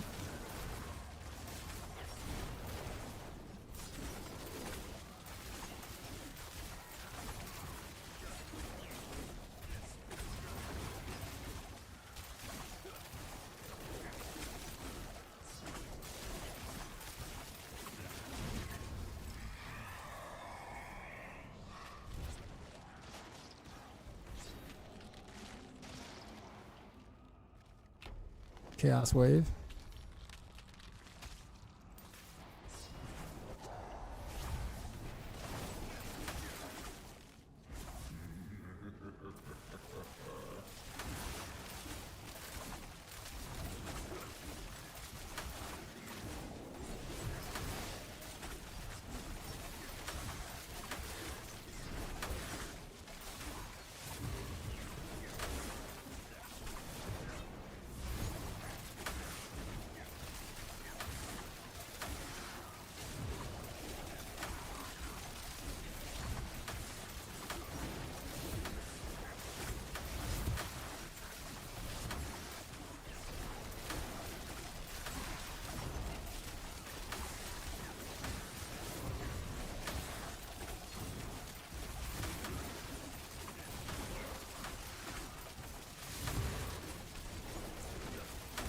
I might play some Barrage after this.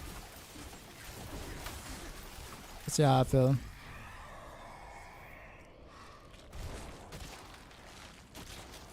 Another Chaos Wave.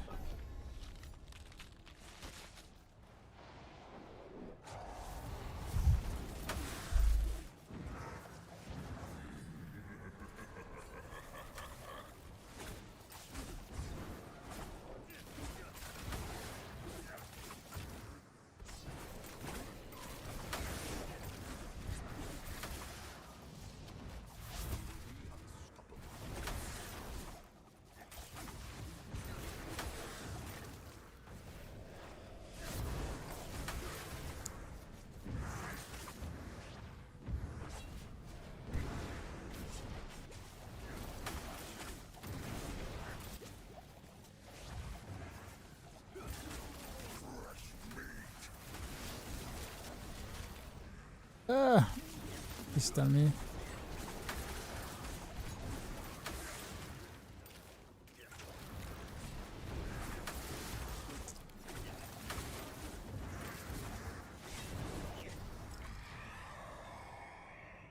We got your God Bill online. It feels exactly like God DH. Thank you. Yeah, man, you're welcome. I am really happy I was able to bring that to the masses. Like you can imagine. Like literally, it was on July 4th when it was July 3rd I was playing around with it, but it wasn't until like July 4th that I kind of like realized what was going on in the training dummy room, and literally like after going out that day with the wife to a little gathering or whatever, first thing I did was came back and made a video literally on July 4th about it. Like, that's how excited I was about like sharing it and like, yo, I think people are gonna like this. This is me cool. Hopefully they expand the activity tree and war plans. Oh yeah, they will. They will, like the cube and the war plans give them a lot of like different things they can do for seasonal related things or whatever. So the fact that this season was as bad as it was, given all the flexibility they can do all these different things, is quite telling. But they have set themselves up for potential really good baller seasonal stuff with a lot of the base game stuff that they've done. So the potential is there. The season isn't bad. Well, let me ask you, what do you like about this particular season? Appreciate the follow. Because like I still enjoy the game, like the base game for what it is, but the seasonal stuff, other than like the lore, like the seasonal lore is actually pretty awesome. Like if you're really into the lore of like Diablo, like the lore is actually amazing in terms of the seasonal stuff. Like if you ever played D3 or were into that lore in Diablo 3 or like that, them kind of bringing back the Matthew related stuff is actually pretty awesome lore wise. But mechanics wise, like the only thing I really like about the seasonal mechanic, the seasonal thing this time around, is the boss fight. I do think that the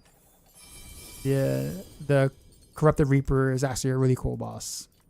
Like totally gives me that like anime vibes rather than like, you know, monster type sort of thing that we normally get, right? You know, ugly looking, you know, super powerfully looking monsterish kind of boss, right? This one straight Gundam vibes, right? When you fight him, you're like, oh damn, like you're doing all that, okay. Like I think it was refreshing to see different mechanics like that. Outside of that though, I think the season is pretty much a filler. It's what I liked about season 17. Go back to a lot of monsters and hell ties, just love the circles. Okay. I totally hate the circles. I hate the circles. Personally. Definitely not my thing. The rogue is fun with all the in-game vibe builds and different gameplay. Agreed. How much time do I have left on the Helltide actually? Before I switch builds? 33 minutes? Okay. I guess I can switch builds pretty quickly. I'm pretty much sure that what I have saved is probably not any of the new gear that I've gotten since then. Let me make sure I save what I have now before I mess anything up. Override. Then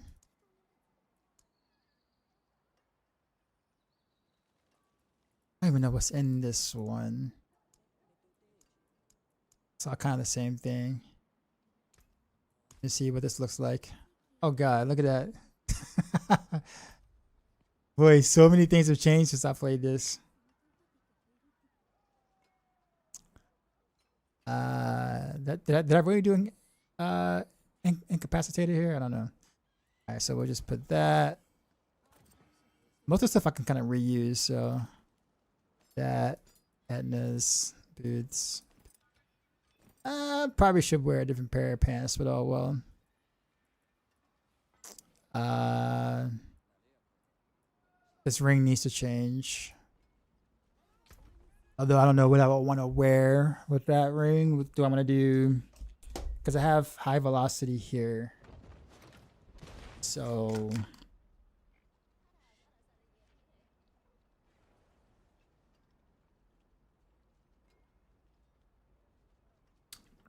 I guess I can do conceited and make a new ring and do conceited versus trying to do another conditional damage thing.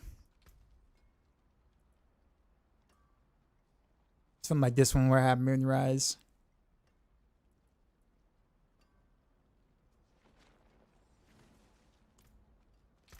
Testify. I'm up in the spot looking extra fly. To the day I die, I'ma touch the sky.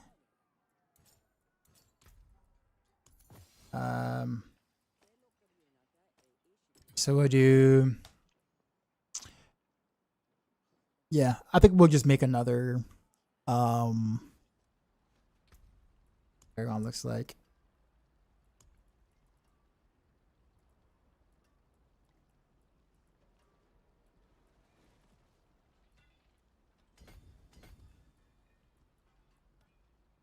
It's canny, so 7 strength. I can kind of pick up some of this.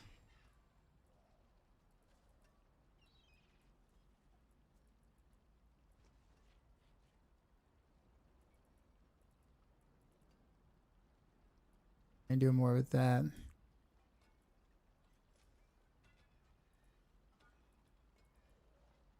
Okay.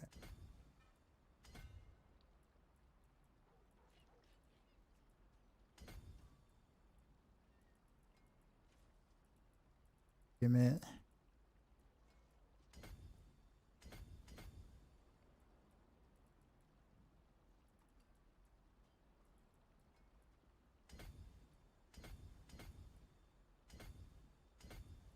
That's probably good enough. But we do need to make a new ring. This will probably be the same case scenario for rapid fire too. So this will kind of do, it'll be like for both.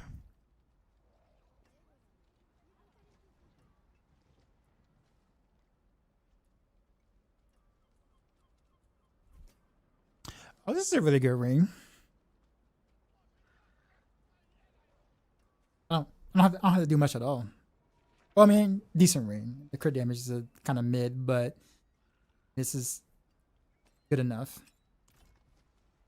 This should be interesting. Good chance on here.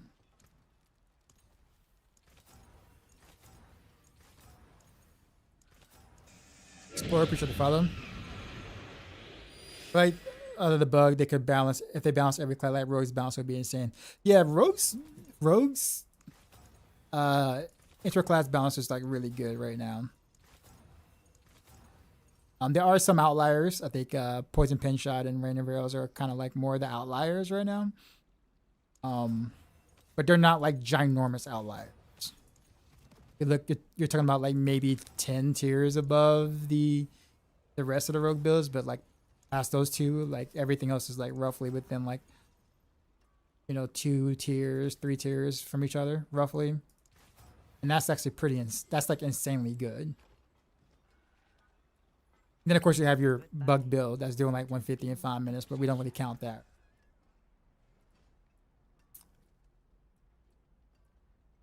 But yeah, surprisingly, yeah, it's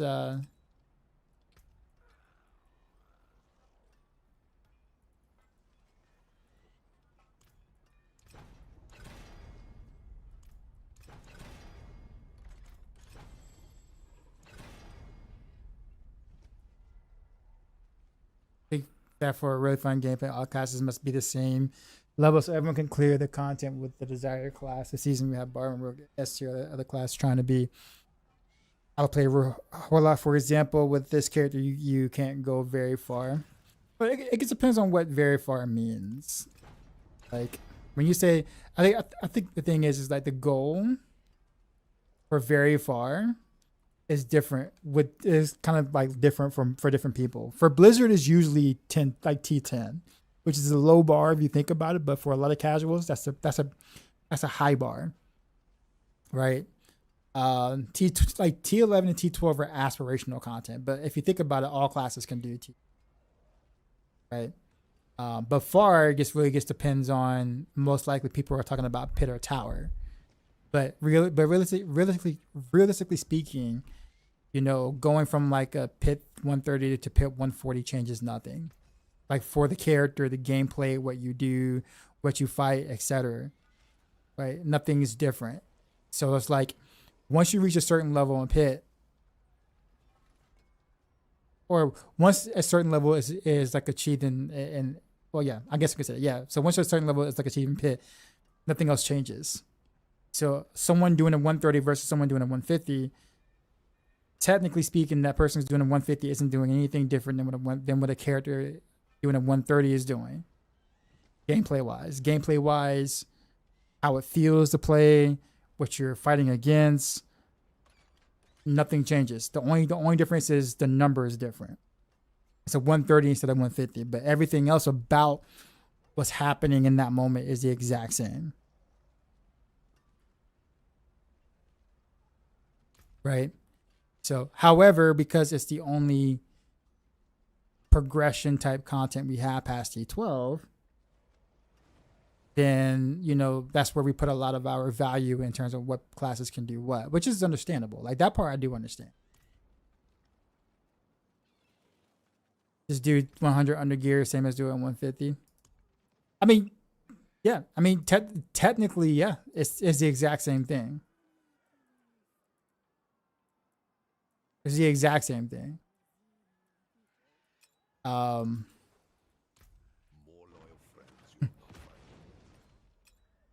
But yeah, so I guess when I guess that's where I have to disagree just a little bit, Harlock, is in terms of go far, because it's like where are you going? Like if you travel far, but you're seeing the same scenery as someone who traveled, I don't know, half a mile. It's the same scenery. It's just someone just traveled further than I did. Then what have you experienced that's different, other than one person just went further? Technically, that's exactly how Pit is, in a sense. The numbers is just numbers. And honestly, I wish once they actually can get better balance and get better control over some of the outliers and like the bug builds and stuff. I honestly wish they really added something that makes the tiers different. Like, past 100, like 110, something happens. Like you either fight like a mini boss or a set of bosses or come up that's different than the 100, or like I don't know, like a kind of like what I said before, like a mini boss. Like once you get halfway through a pit or something, or tower, you fight a semi boss or something that has different mechanics or something that differentiates itself from anything below 110. So it's like if you did a 110, that's different. That's actually different than doing it 100, and then so on. 120, you add something a little bit different, more flares, more something that makes those things a little different. So it's like there's an achievement and an accomplishment that is just more than just health. If they do that, people will cry and many builders and characters will cry. Well, yeah, for sure. That's why I was like kind of stating that, like, when or if they get the exploits and the outliers under control, right? If they get that under control, then stuff like that would make going higher have a purpose other than just bigger number, better sort of thing. You see what I'm saying? But the point is that like right now, it's sort of, I don't know. Marino kind of gets what I'm saying.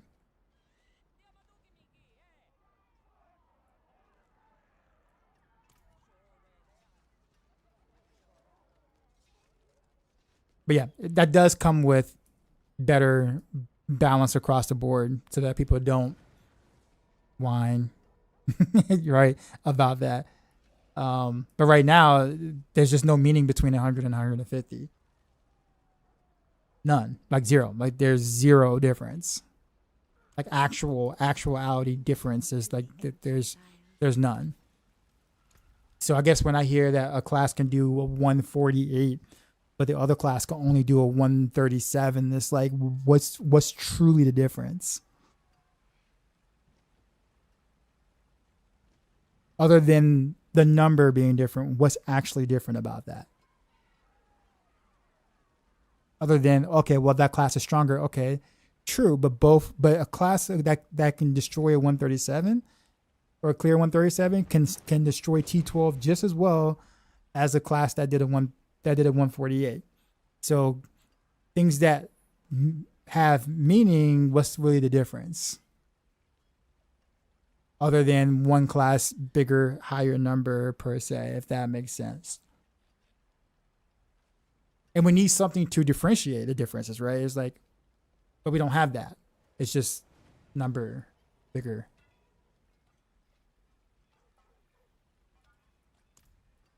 I guess that's a human resource question. Should they do that and balance more builds or fix the bugs or whatever?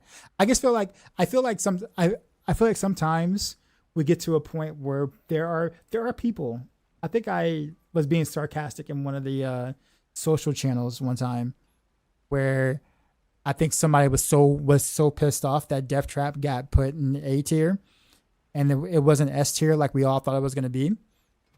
And like, dude was ready to quit the season because Barb was doing, because Barb is doing, or Barb is considered strongest class. So he was ready to quit the season because Death Trap wasn't as good as Barb's Whirlwind. He like literally just quit the season because of that.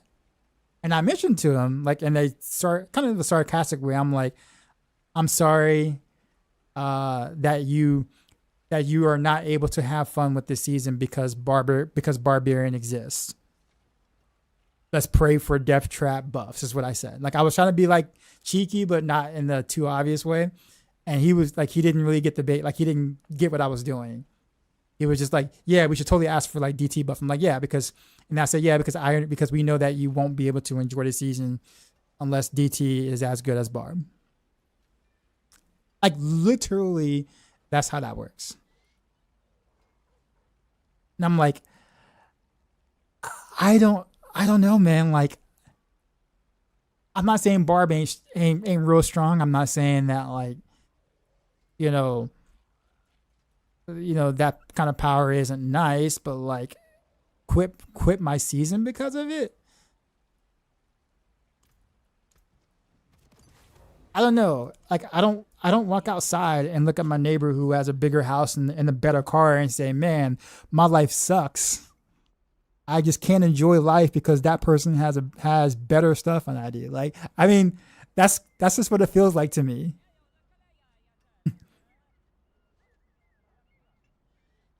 Like, I can't, like, yeah, I understand this is a video game, but I can't share that mentality. But I do think that, like, there should be something different. I just think just climbing the torment tiers is rather just for the sake of like more HP is just kind of boring. Craftsmanship.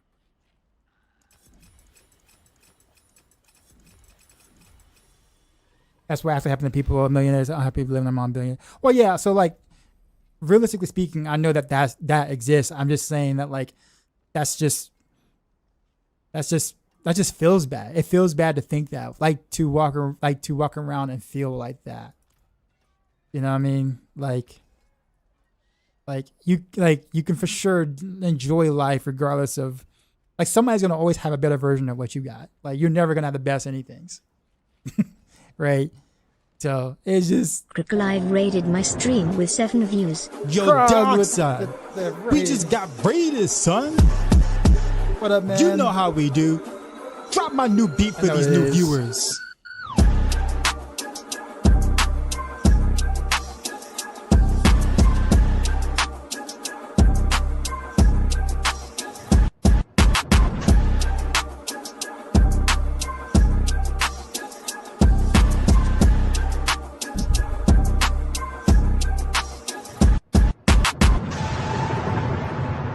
Sheezy out.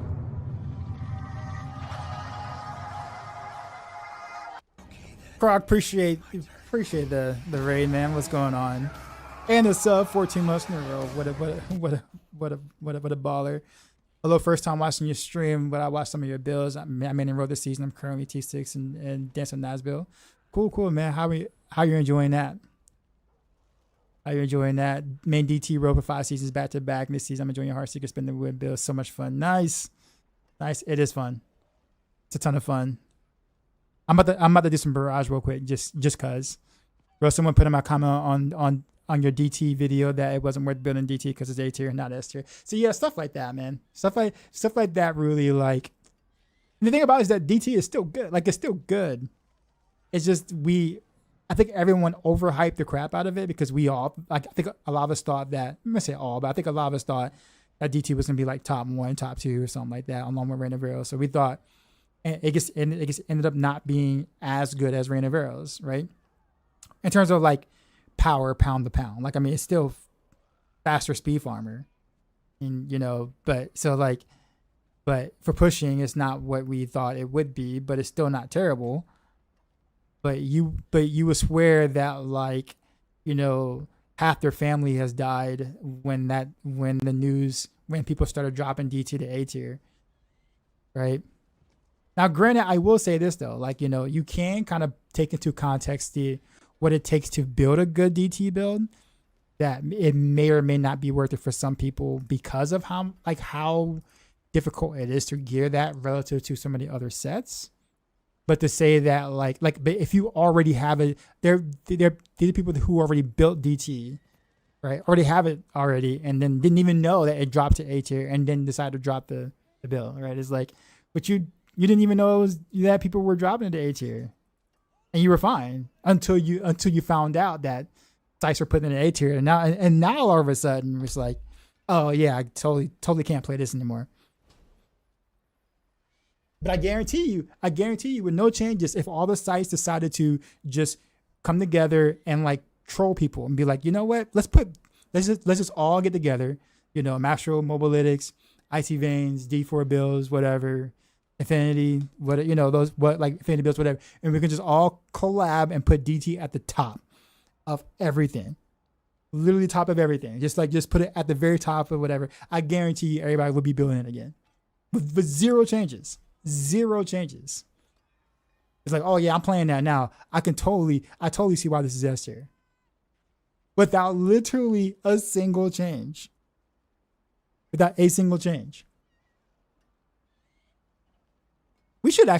really should collab and just mess with people, man. Just for the sake of it. Just to see how wild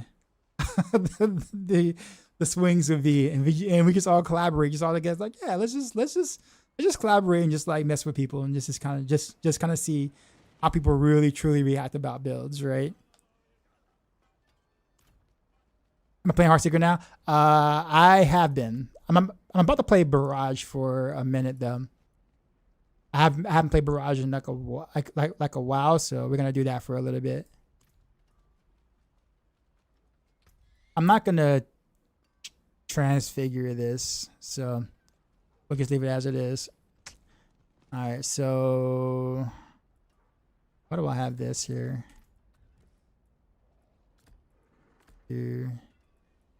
Barrage.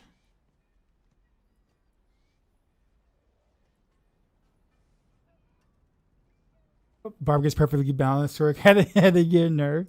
I feel like there's not much diversity on Sork in general, and that part feels bad. Right. In my opinion, I could be totally wrong, but that looking at how people have been reacting, it just seems like Sork only has like what appears to be one really good option, and everything else is kind of like a struggle-ish. I don't know how true that is, but that's what it appears to be from everyone I've like spoken to. All right, let's check the rooms real quick, make sure we're good. Neogar, should I do Cervex?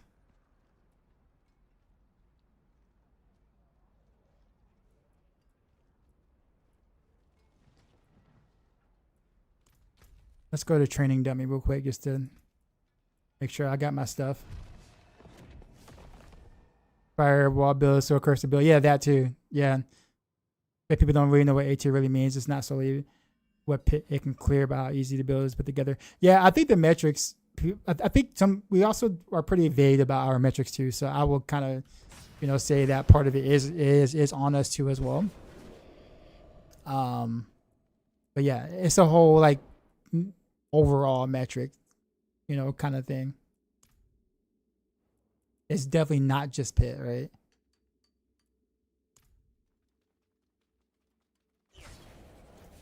Wait a minute. Is it combo points?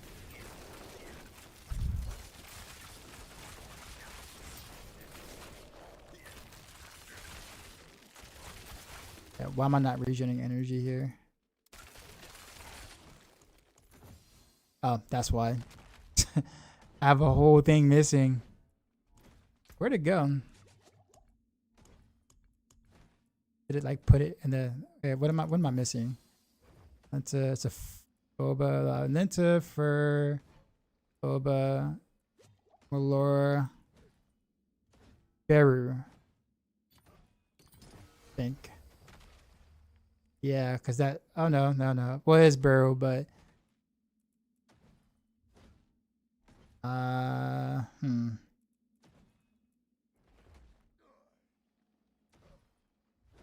Okay, so, but Phoba. I have a better Phoba than this. No, I do, right? Do I not?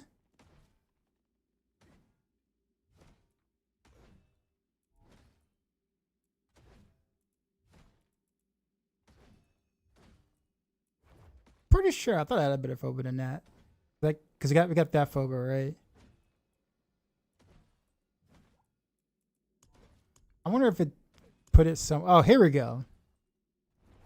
Okay, so it's Beru I had. Here's Phoba. Okay, I was wondering. I'm like, yo, what is going on here? All right, we're good now. The whatchamacallit just like yeeted my my talismans, man.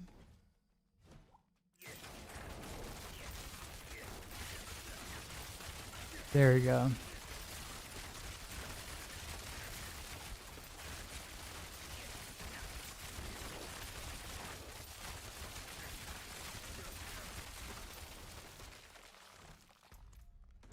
All right, looks like we're back in business. And we can do that. Actually, I wonder if I can run Crown of Lucian now if I did that. 'Cause I didn't do that before.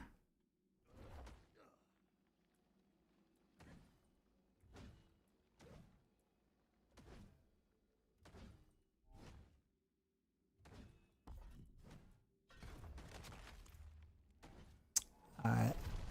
I think we got Barrage online now. Hello, can you ask a question about D4? No, you may not.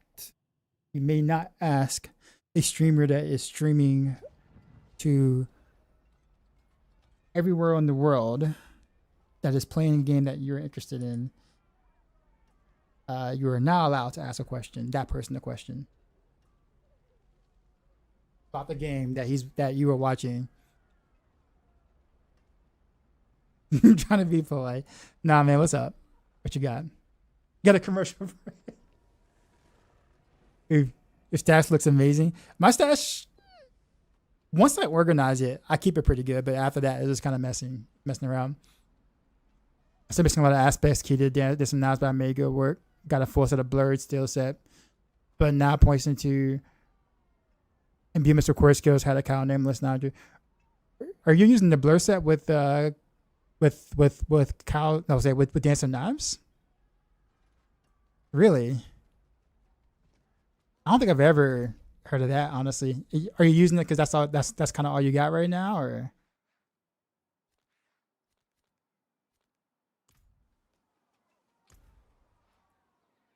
All right. Did I go movement speed? Okay. I think I got everything. I know that as soon as I get in here, I'm gonna forget something and be like, oh yeah, I forgot to change that thing to the other thing that makes the thing do the thing.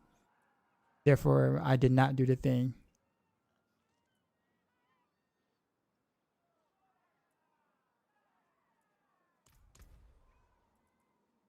Yeah, we'll just throw this in here. You got a Sea Fang unique charm also. I see.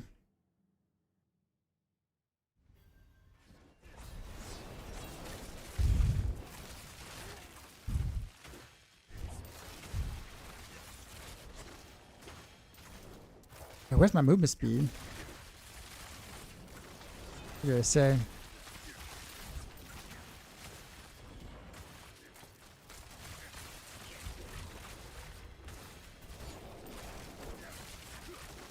There we go. I got some movement speed now.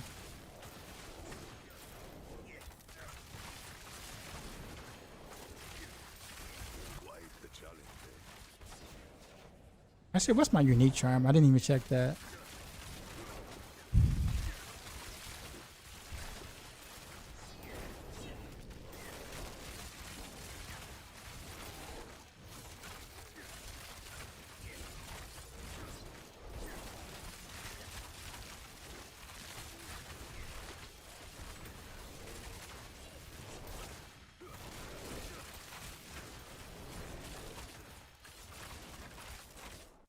There's no movement based by Mippy work really well with Shadow and being mid. Oh, you mean for leveling? Is that for leveling?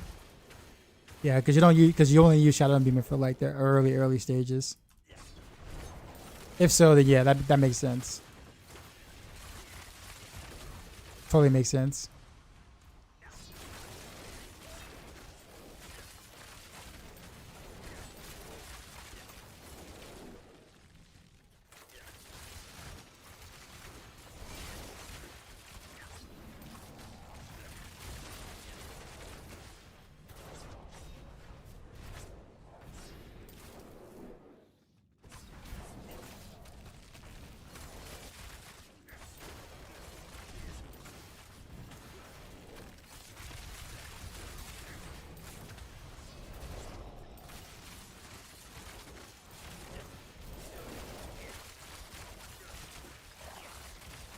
Yeah, this is not bad. I feel like it's been a while since I like touched Barrage. The no endgame build. Gotcha. Oh no, you said no the endgame build? Huh. I actually gotta check that out. I've never seen it done that way. That's interesting. I'm sure it works. I mean, Mippy's played a hell of a lot of Dance of that, so I'm 100% certain that what he cooked up works well.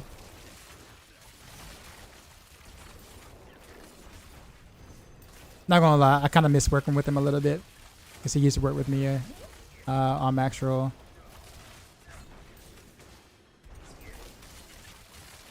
He was cool. What up, Shadow? How you feeling? Feeling alright. Just kind of doing stuff until Tuesday. I just decided to put Barrage together for fun.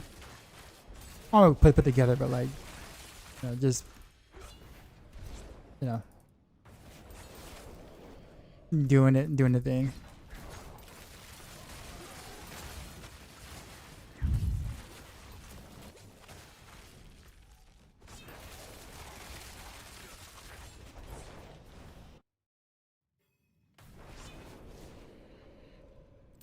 Yeah, 63.5% TDR, also mobility cooldown reduction on boost, and also the pants.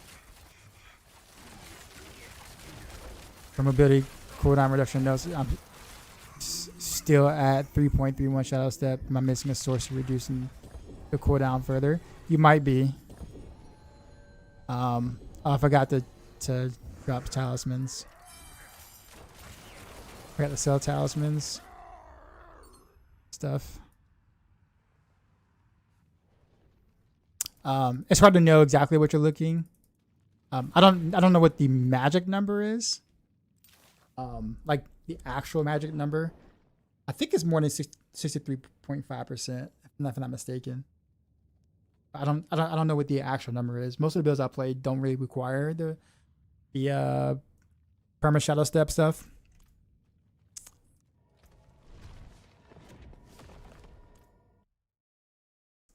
Trying to think. Typically, you want it right at 3 seconds. Is the goal. Some people get there by doing like a talisman thing, like here, like having cooldown reduction here as well. So that's a thought. All right, let's see what Mythic Seal I got. What I got here. Yeah, really.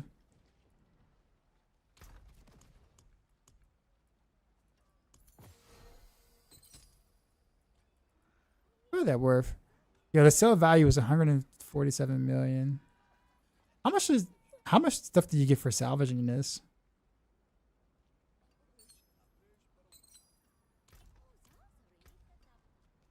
Like, I'm curious actually. That's it for that piece. That's it? Only 200 resin? Okay. So actually selling it is actually probably worth more for so found. Okay. Noted. Cooldown reduction. I already got one of those. No.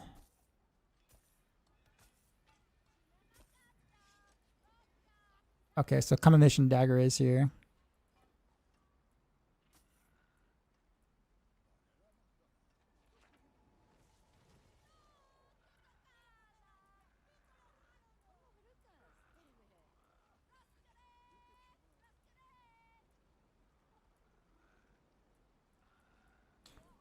And none of this is any upgrades, so salvage all. What do you see?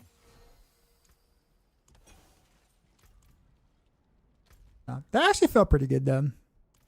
We got escalation. So we get I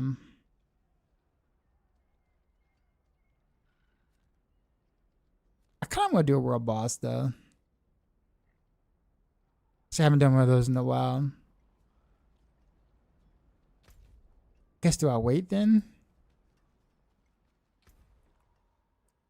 Yeah, I guess in the meantime, let's do a pit. See how I feel. 66%. Yeah, I figured it was a little higher than that because like 63% is like what I would run base for Rain of Arrows.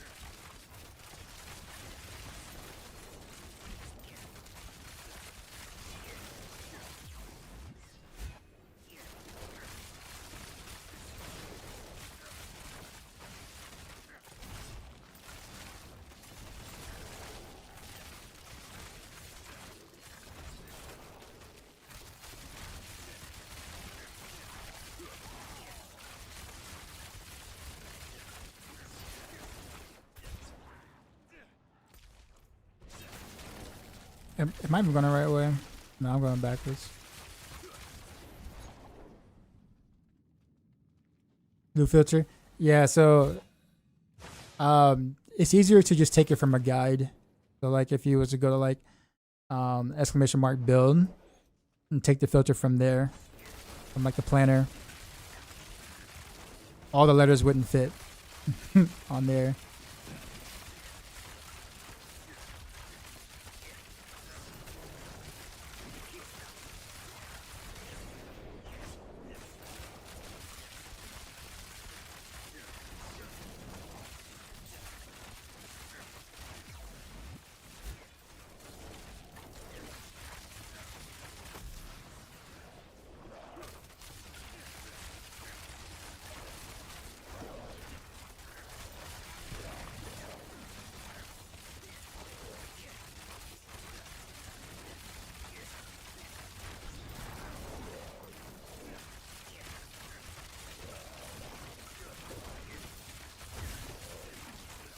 Yeah, you're gonna follow me, that's fine.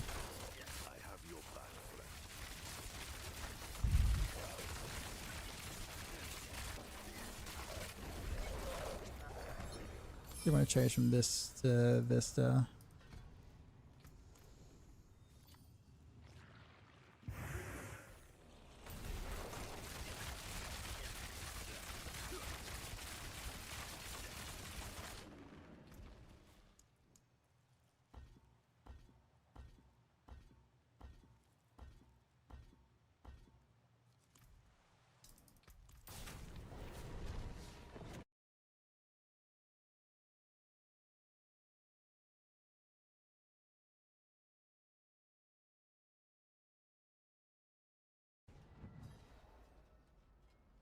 Whoops. So we're bosses in 30 seconds? Oh no. Gotta hurry up and get there.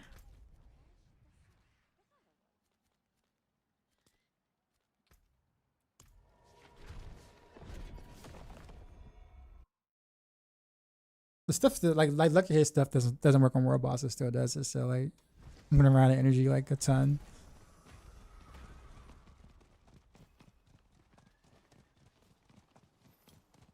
Go, where's he go? I really should transmog my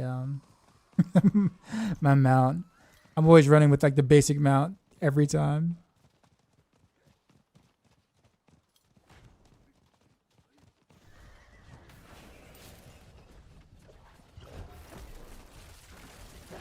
Oh no, this is working.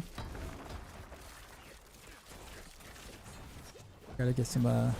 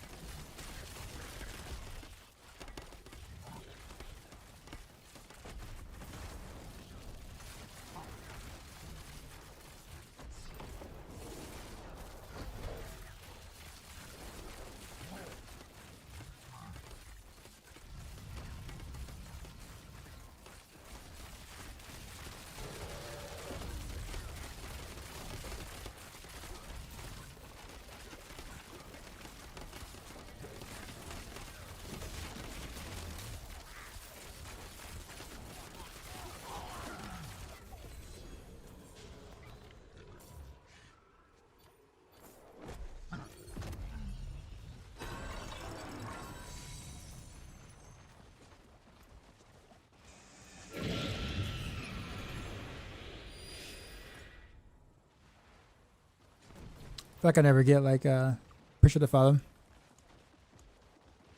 I miss back when they used to drop like the mythic tributes or whatever. Feel like I've rarely seen any of them or any of that from them in the recent or since before the expansion.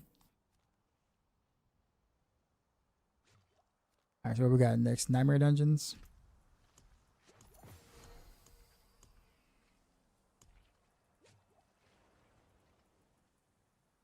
Escalation, I guess. We'll do.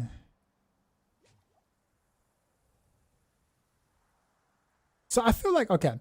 So you see how like this whole crafted tag, I feel like there's more going on that they just didn't get a chance to or didn't add to the season.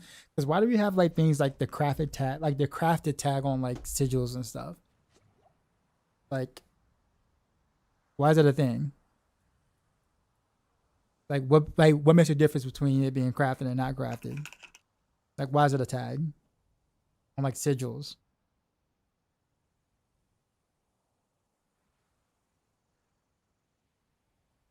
There are part of me thinks that there was supposed to be more happening that just didn't happen.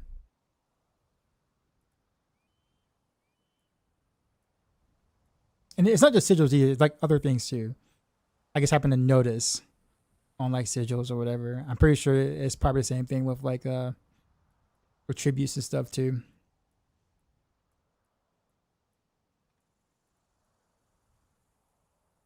Alright, which escalation sigil I want to do? They're all kind of meh. Endless gates, hell no. Dopamine tunnels is fine.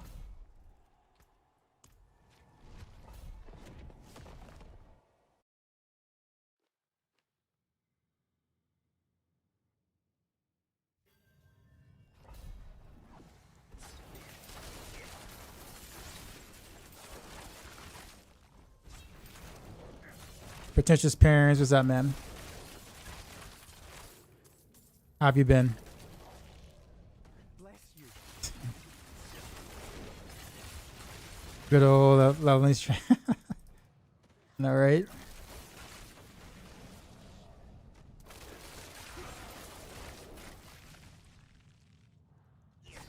I'm so used to like the spin Wouldn't have made it with that having to kind of click the walk and stuff has been feels really foreign to me right now.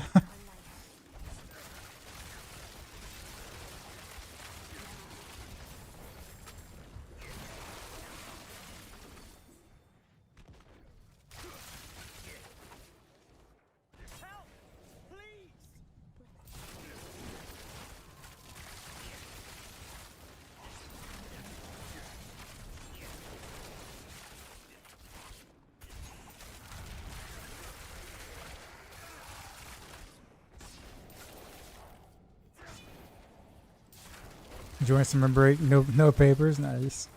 When do you go back to school?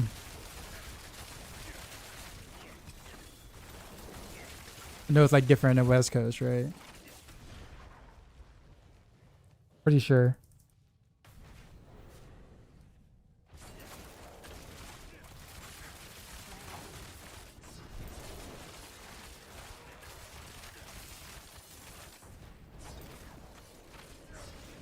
I do kind of like how it's mostly a one shot. I'm casting way too much. I think I not need to actually hit the button as much more than I actually need to. Because looking at the tile push variant and it's not using money through now. There's something changed. It should be. Hold on. Let me double check. When I did some further optimizations today, I don't remember changing that.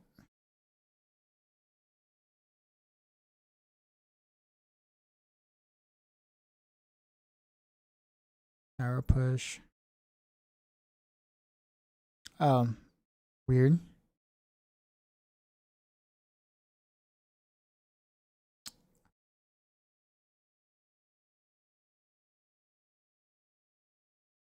Yeah. Yeah, I'll put it back in the chest slot. Monito.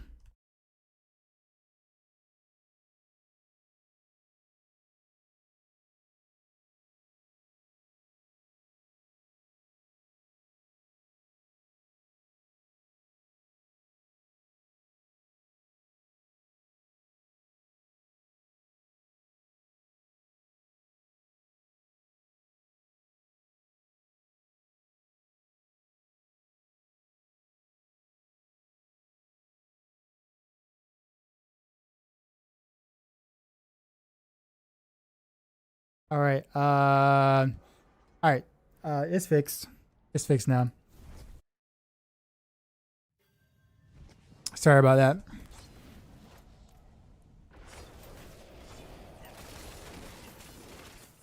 Let anyone playing Druid would be the best Storm Shed guide. So I'm naturally going to be pretty biased and say the max roll. Although there is some other good shred guys for sure. I know Nevermind has a really good shred build.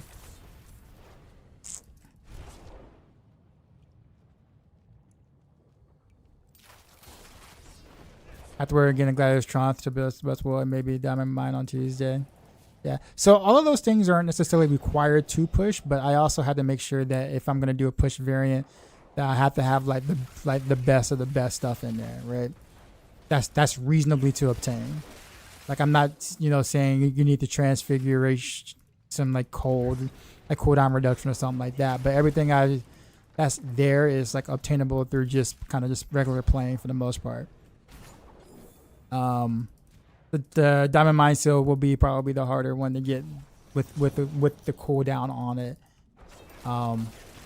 If you can get a transfiguration of cooldown somewhere else, or if you just want to run the cooldown rune instead, the cooldown node, you can do that too.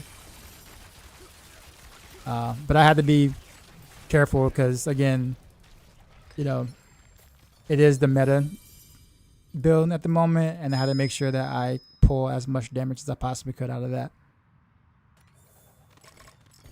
131 hours in, not getting a mythic seal made me sad. So 2 days ago was the first time I got before I got my first mythic seal drop, and for some strange reason, that day when I was complaining about it 2 days ago was when I had 3 of them drop that day for some strange reason. Like, no idea why. It's just did. And I'm like, okay. And then I had one drop today. And again, mythic seal isn't a necessity either, but it kind of makes being able to run to boss will a thing, because then you have enough defenses to do it.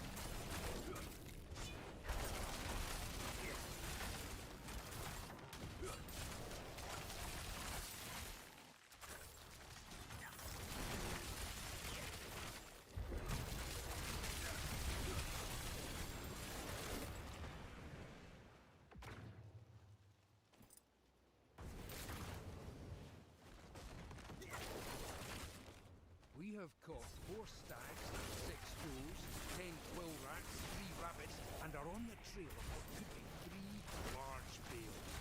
Some do not want to tempt fate by hunting such fearsome creatures. I say, when will we have this chance again?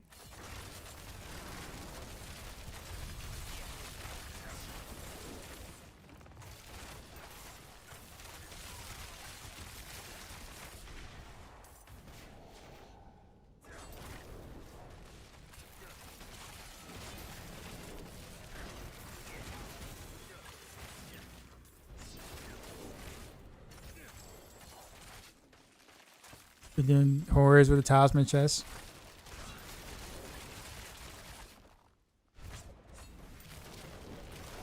Thanks for answering updates. Appreciate you. No problem, man. And thanks for catching that little tidbit there.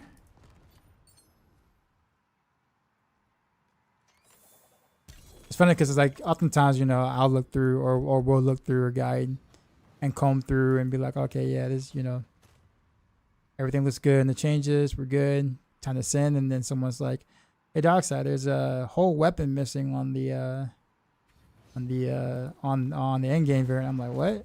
Like a whole weapon? Is like, yeah, man. It's like not even there. And I'm like, what the hell? Like, I looked at this thing for hours. It's like, and like, oh yeah, there's definitely a weapon missing. Kind of need that. It's definitely a necessity there. You know, so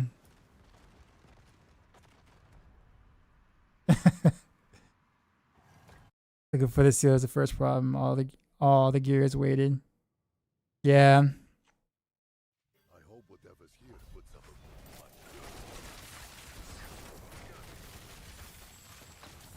Yeah, but on the tower push variant, I have to go all out. I have to go all out and say, you know, what would be the best, you know, potentially the most output you can gain for like tower pushing, right? So I was like, all right, we're gonna have to stretch that, right? We're gonna have to add to boss will into the equation. We're gonna have to get the mythic seal so you have enough defense to run to boss will, right? And then gladiators warn because as a mythic, it's just a lot of damage, right? Versus having the regular legendary, right? So it's like, it's a lot of moving things around for the tower push, but I think most people, if you just change the one-hander into the Azarath and then the ring into a Pelgain, like you can pretty much push from there. Like everything else can remain the same.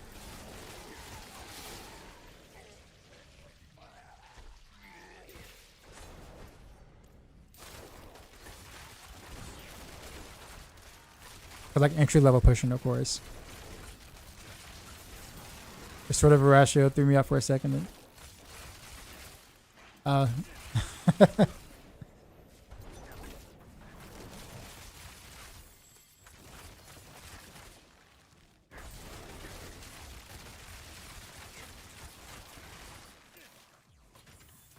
So I guess appreciate the work you guys do it, and like I said before, I love this build. I even use it over Random Rails for your T12 casual stuff. Oh, what build are you playing?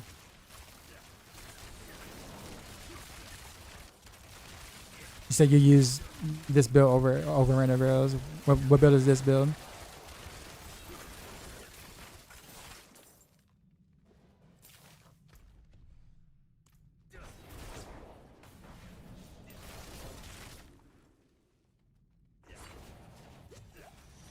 I kind of wish I could build this setup with like Sightless instead of Narrow's Eye, but it's like Narrow's Eye is just simply worlds better than Sightless for Barrage and Rapid Fire. But it means you have to keep up the vengeance stacks. I know some people don't really like doing that, and I totally understand.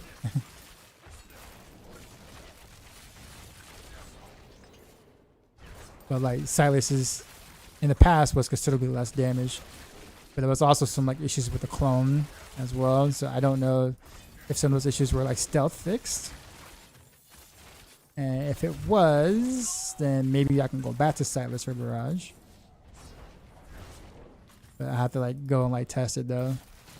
So I have to get some enough or get some charms and test it out. The left, you without a dope beat to step 2. You got Beast and Ice and got a Shroud of Death to drop. And a Mythic Seal same drop. Bro, you have some people in the chat that's been playing for over 100 hours. I haven't found the Mythic Seal. And you're talking about a Mythic Seal drop and a Shroud at the same time. Oh, you do the Heartseeker spin and win. Oh, okay, gotcha. Yeah. Yeah. Makes sense. Spin and win Heartseeker is just so chill, man. It's so like it's so easygoing. Like so easygoing. Like it's just smooth. But yeah. What's the best superior layer boss for us to farm? So it just depends on what you need. So I don't know how good your gear is, but like depending on the unique that you need will be dependent on which boss layer or layer boss or superior boss that you want to farm, that you want to kill. Right? So like let's say you're playing Spin and Win God 6, or you're playing anything that needs an Etna's Dagger, and you wanna kill Harbinger. Right? So that's an example. Scoundrel's Kiss, then at that point that's the Butcher. I play way too much DH and D3, so you love this version of D4. Ring is most important, right? Well, I mean, all of it is really important, but like now when the patch drops, you'll be able to actually target farm the boss loot items. So now you can actually target farm a mythic Etna's Dagger at Harbinger when the patch drops and stuff like that. So Gladiator's Triumph is like really hard to farm for, which is why I have Pain Gorges there and the Gladiator's Triumph and just a charm. So, well, this is Barrage right now, but yeah, I have like the Gladiator's Charm here instead. But you can farm Pain Gorgers on Gregory, right? He's one of the lesser layer bosses, right? So getting a mythic version of that shouldn't be too hard.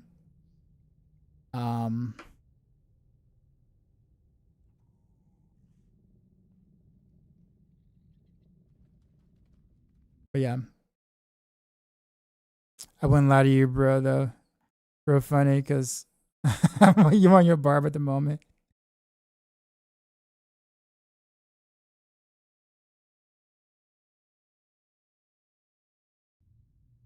I forgot which one I'm going to go to. I guess we'll go to this one. What am I playing right now? Barrage. Yep, just some Barrage. Kind of wanted to play some of it because I feel like no one in the content creator space is like bothered to touch Barrage like at all last season. So I kind of wanted to do a little bit of it myself.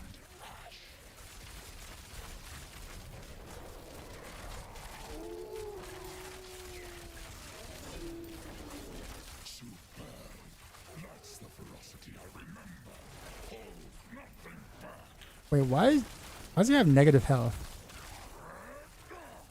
That's weird. What? Oh, what? What was that?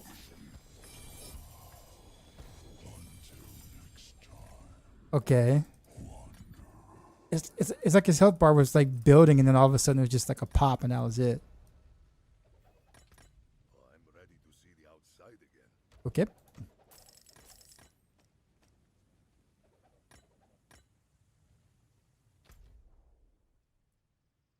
Kill Lord Zir. I don't have a I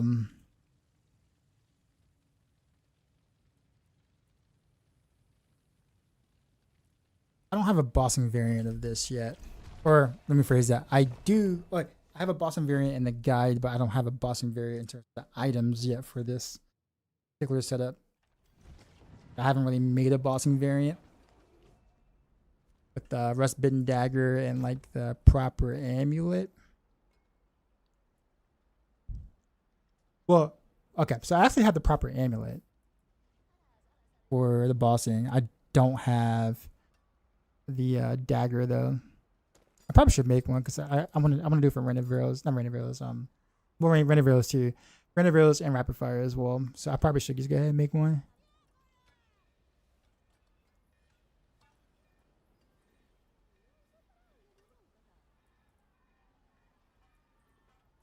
Let that cool down, but I gotta stop keeping all this gear, man. I got so much shit that I really don't really need. Already like clogging up my stash.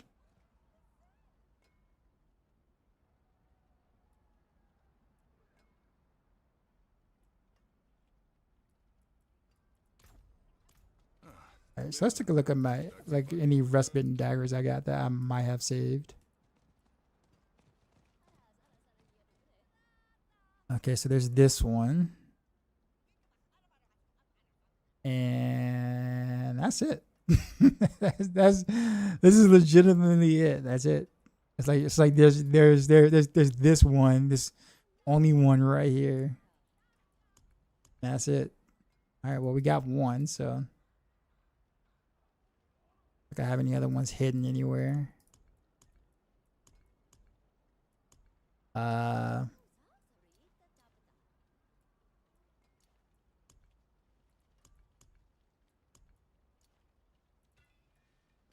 Move this to my actual gear with this one before it gets lost. Actually, I'm gonna use this charm this seal over the other one. All right, so we're gonna take our very mid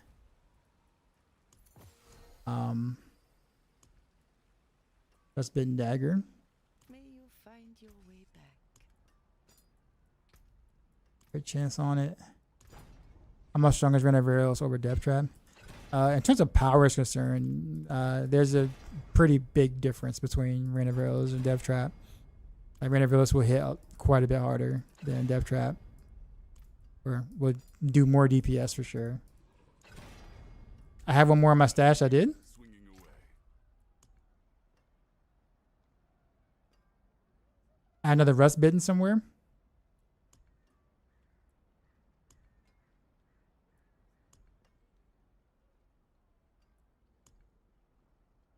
Oh, right here. Oh, that's a non-ancient one though. Although it has max unique power roll.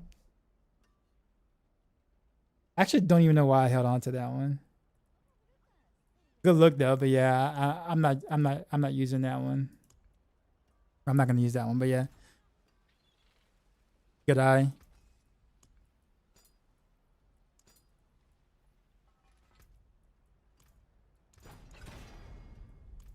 Also don't want to use too many of my whatchamacallits on. I'm trying to get a good roll. Unique roll, because nostalgia of Barrage. Is it possible to get your loot filters for Heartseeker? I'm on council and you can't copy it from the planner. What's the best way to get it to you? I don't know if I can just like paste it on the chat because it's too long to paste in the chat. So if you can't get it from the planner, I'm not sure how else would you be able to get it. Like what's the way to get it to you?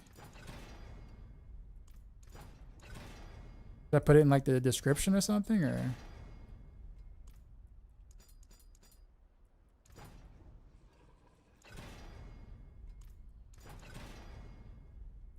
Okay. Let's re-roll a stat of some sort. Okay, so we just want to remove weapon damage for crit damage, I guess. Way to go. How much gold is it going to take for me to get crit damage? Oh, that's a max roll. Okay, Goodbye. that works. It has been a pleasure. And then unique power reroll. I have 161 of these. Okay. I guess I can use a couple. See what I get. 105. 11. 120. All right. Yeah, that works. That works. Then we'll add a socket. And then we'll go ahead and send it just because. All right. Transfigure. Make sure we're not missing any. Oh, I got a master word. What is a Ventress, isn't it? Anyone I was loving Barrage while I was gearing for Renovails. The funny thing about it is that like Barrage is actually like Barrage is actually like pretty good, to find me? and Renovails is I'm sorry. Barrage and Rapid Fire are both like actually good builds. Right. It's just that like stuff like Renovails per se. Like Renovails is definitely like the outlier in terms of just power. It's just so strong. That it's kind of like, yo, this feels so good because it really is really, really strong. So it kind of makes some of the other stuff, you know, make it feel like they're not good by comparison. I got some attack speed. I take. Wait, did it remove anything? No, okay, just added that.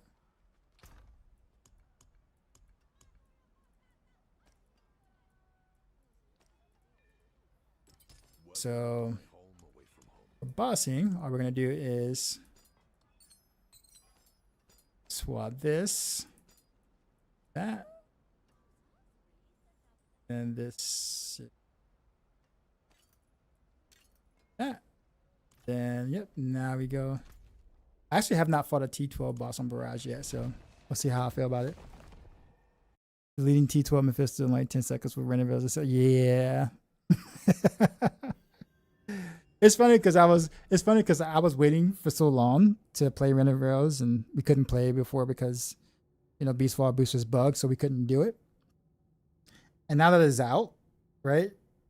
I'm kind of like, yeah.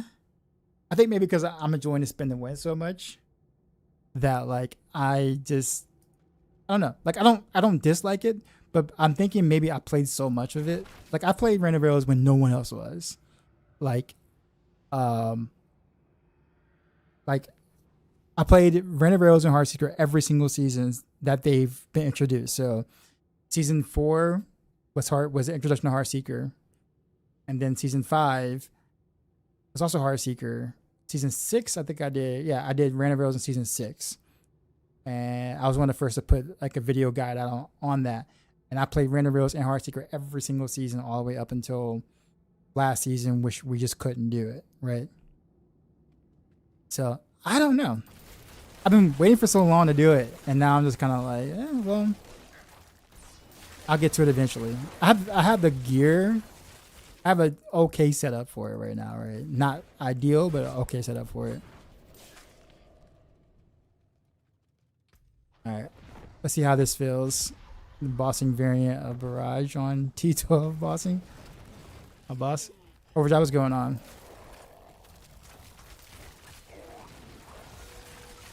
Yo, this actually isn't too bad for Barrage. Am I gonna kill him before stagger? Yeah, that's actually not bad. That is not bad. Oh yeah, let me not spin my keys. Okay. I was expecting it to take a little longer than that. Like at least probably have to stagger before I could get the kill. Okay, Barrage, you're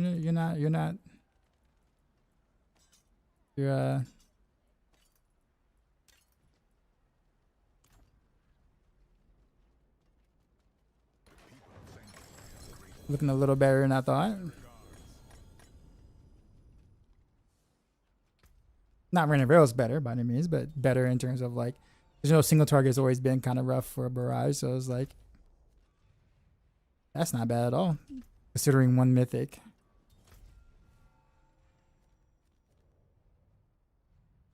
I really want to use Crown of Lucian so freaking bad. Crown of Lucian. So if I do Crown of Lucian and then the boss will here, probably I can squeeze out quite a bit more damage for this. I do have a boss will I can use right now. Actually, I don't know. Can I do boss will and Crown of Lucian right now? I might be able to do both. I don't know. Actually, I haven't like tried. Boss will should make it easier for me to run Crown of Lucian though, so.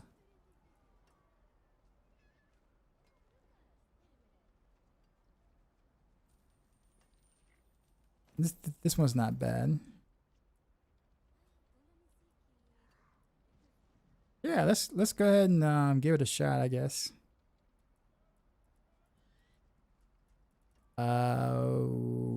Where's my crown? Oh yeah, it's one of these things, right? This one. What do I have Sir Kel on it for?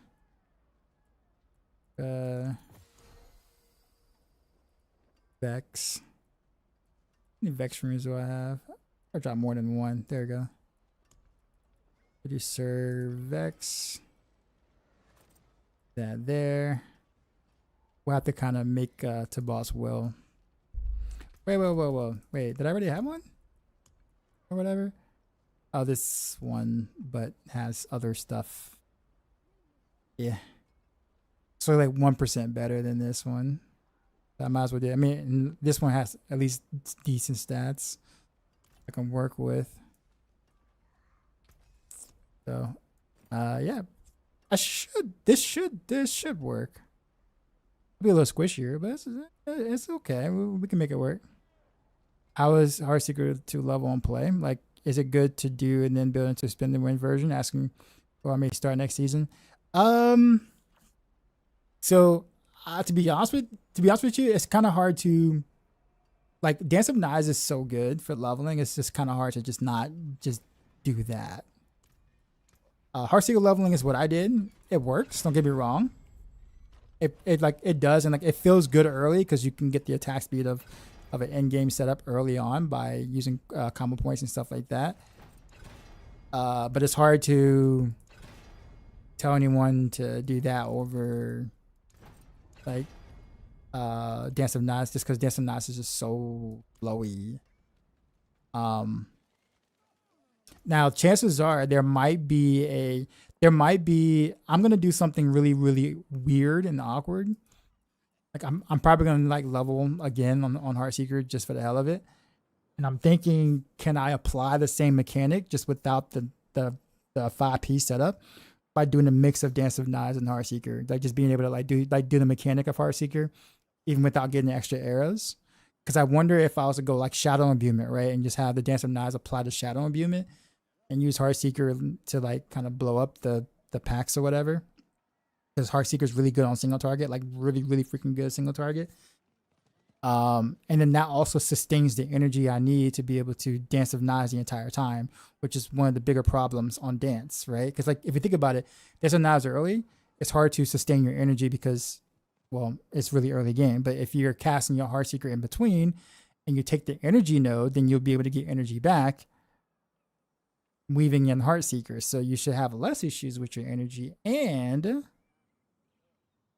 be able to get benefits between both, if that makes sense. So you can kind of run like a hybrid almost on the way there, and then you can just do spin the win the rest of the way, right? Then you can just do the starter variant, which is physical, and then get your Narrow's Eye set. You're already doing a mechanic anyways. You're just going to get the extra arrows because you're already doing the mechanic. So I'm thinking in my mind, like that's probably the way. It might be one of the best rogue leveling builds that way, and one of the more fluid ones. But before I make that statement, I have to actually like try it myself, because right now it's just theory, right? But it should work that way. Like it totally should work the way that I'm describing. So that's my next experiment. And if it works that way, then that's exactly what I would do. Because then you kind of get like almost the best of both worlds leveling at the same time.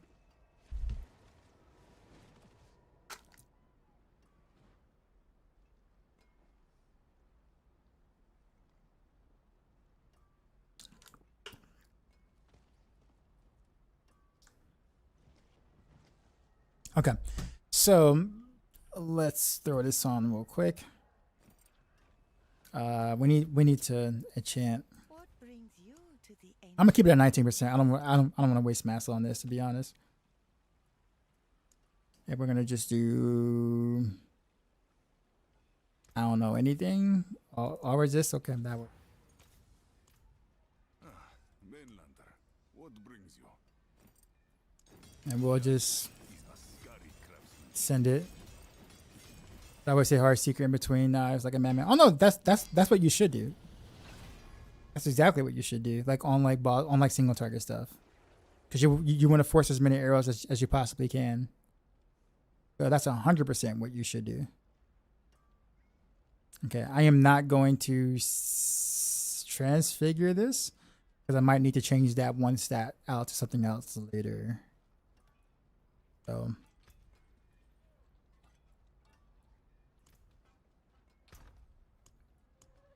Mustard. Dang, my voice is cracking. I didn't want to yell because my wife is asleep. All right. You're sleeping. Have a good night. All right, man. You have a good one. Appreciate you stopping by.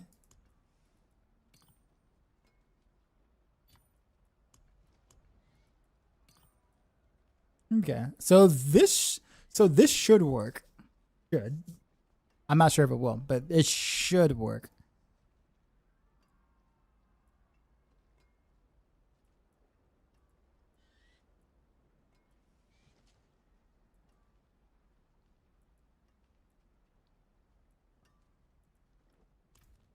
I guess we'll see. All right, where can we go and like mess around? This is some hell tile left, I guess.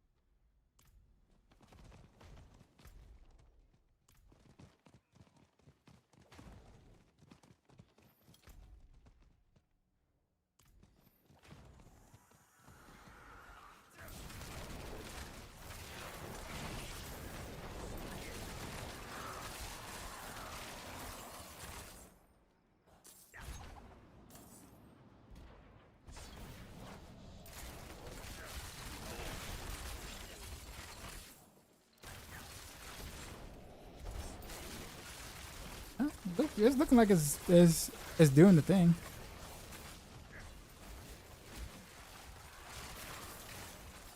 All right, well.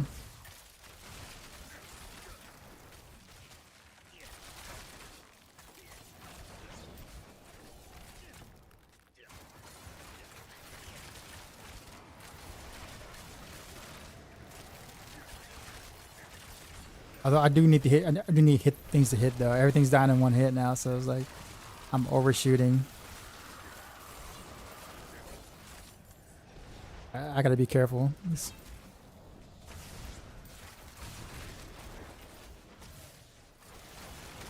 Yeah, so everything's down in one swoop.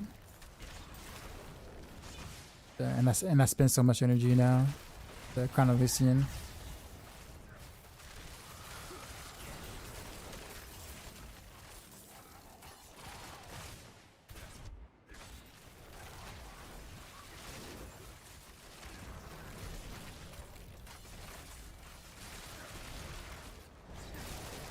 I did increase my damage by like an entire aspect or so.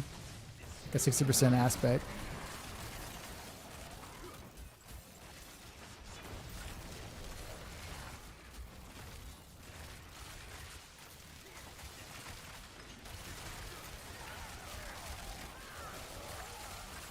I also don't have cooldown on this either, do I? Oh, no, I do. Okay, we're good.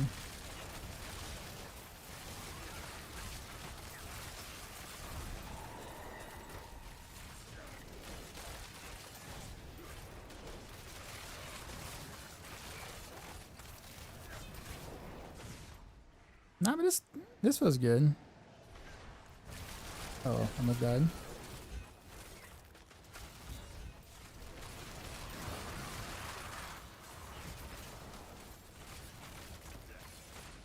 Let's go down this way.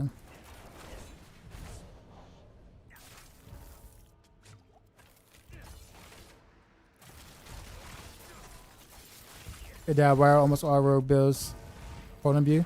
It's like a mix between cold and poison, honestly. Shadow is not getting any love for end game, of course, because Shadow's always been kind of the weak late game, and it still is. So it's really between cold and poison. Some of the other poison imbue builds just haven't really. Wait a minute, why? Why is my cold imbue like have that much cooldown? That's weird.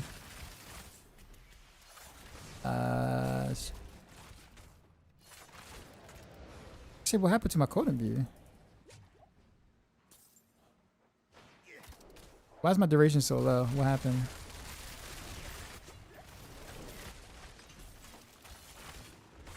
I wonder if it was like that effect or something.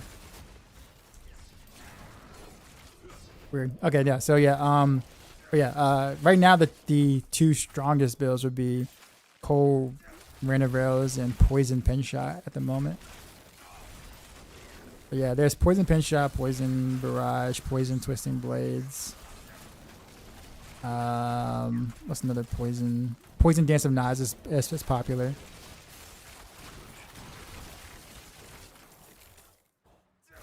Yeah, so it's actually about quite even.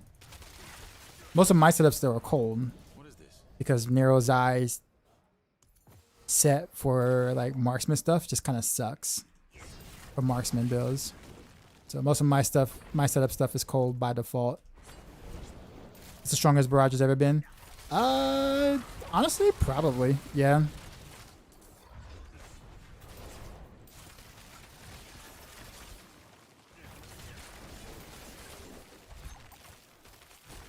You gotta be careful because like literally everything's a one shot. So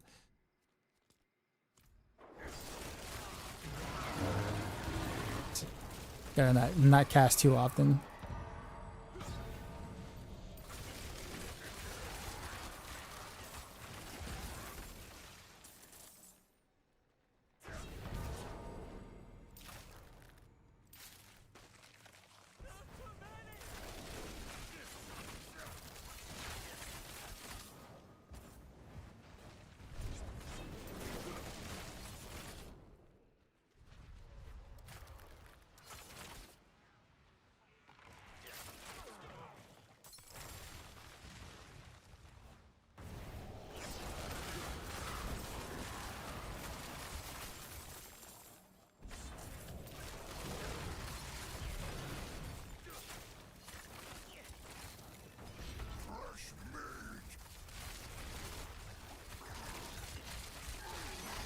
Getting that with the mythics this season?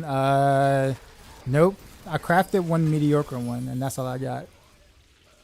I gotta wait till Tuesday before I probably have any chances of getting any good ones. So, would you say God build or pin shot is stronger? Well, pin shot is stronger for pushing. Like I would do pin shot for like if pushing is your goal, pin shot. If you're looking for like literally T12 anything.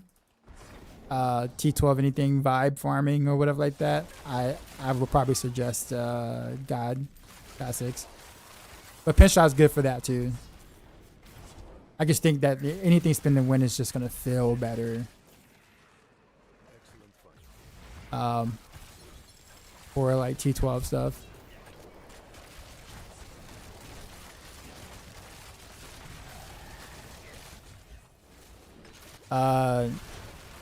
Nimish, is that how I say it? Is the G silent? Nimish, I was listening to your hypothesis. You know, I don't know why I assumed it was silent, but I have a former student named Nimish, and he spelled it like very similar the way that you did. So I was kind of like, oh, that must be the same thing. He's I think he's Indian, if I'm not mistaken. Anyways, yeah. Reading your thing, you said, was listening to your hypothesis.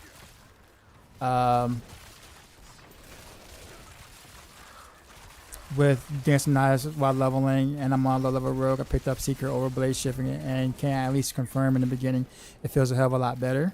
Level 22 with all augments available for Heartseeker. Nice. Okay, well, cool. At least it's cool. It's cool that you did that. Like I wasn't expecting anyone to like go ahead and like give it a shot, but like in theory, it feels like it would just be pretty easy. And I mean, and you just put points into both, right? Dancing Knives and Heartseeker, and yeah. Gonna have a nice hybrid build that is good for AoE and single target. You're not really losing any damage on Dancing Knives by weaving in Heartseeker like that anyway.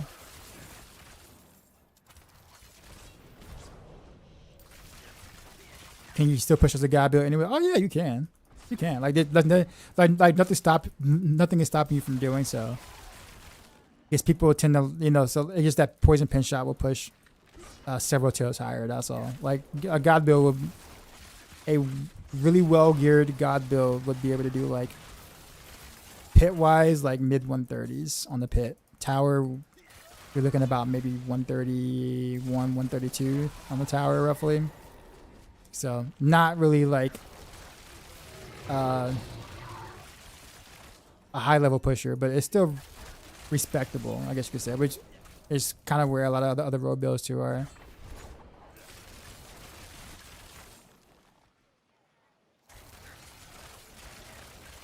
Yeah, it's just a game. We had to stop to Blade Shift anyway, and Blade Shift Fist Field back because it does no damage. Yeah, well, at least in this case, Heartseeker actually, helps a lot with the damage as well.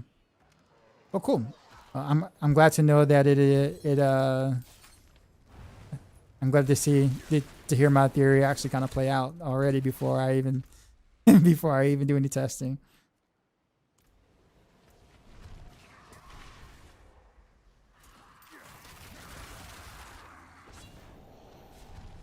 I'm happy if I can push the highest my build can go. That's usually how I am. I'm the same way. Like take something I really, really like. Like take something I really like, you really, really like, and just go as high as you possibly can with. Like there are people who are like specialists, right? That I have a ton of respect for because they play what they really like. They don't care what other people think about the build or about how high you can push. They just do what they do anyways. Like Picha Powell is like definitely one of those. He's exactly like that, right? He's a flurry specialist and will play flurry no matter what, right? And pushes as high as he can with flurry, and people know him for that. Like he's known for that thing, right? He doesn't care.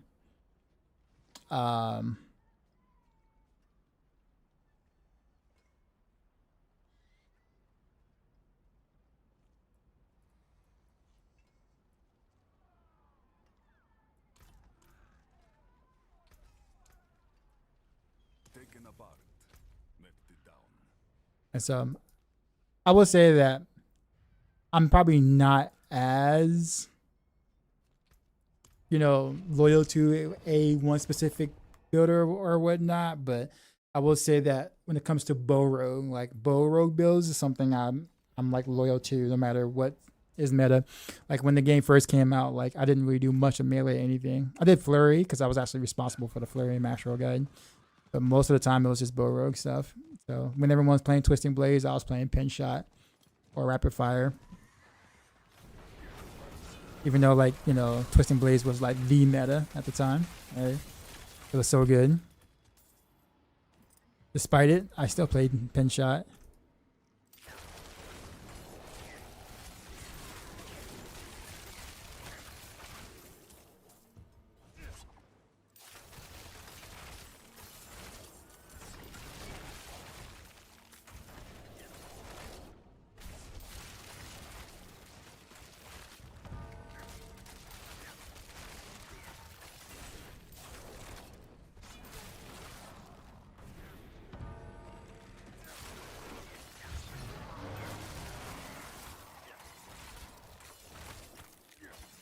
Trying to farm for Gladius Triumph Charm, but I'm not understanding how to get there.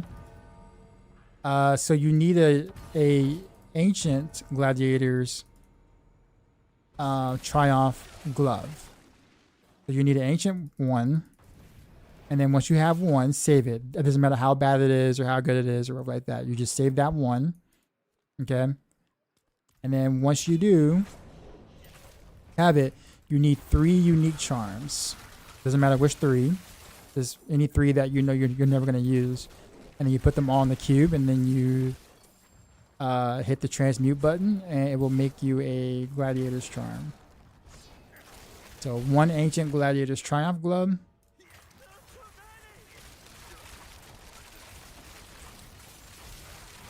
and then 3 unique charms.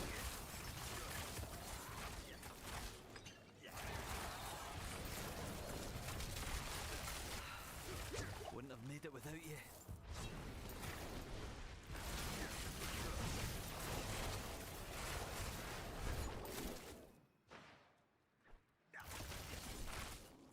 I forgot there's a way I can get just a little bit more movement speed. It's literally everything's a 1-shot. The damage isn't really the thing. Maybe a 2-shot, just depending.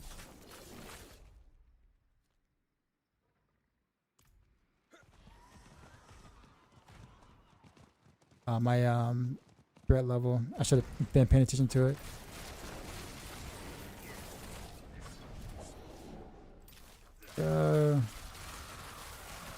Kill things. Worm.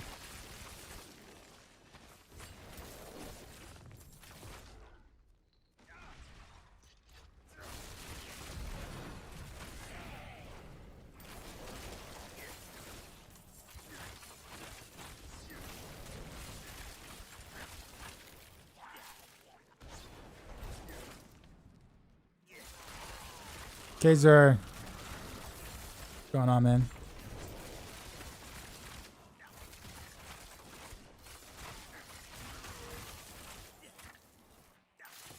Yeah, man, you're welcome.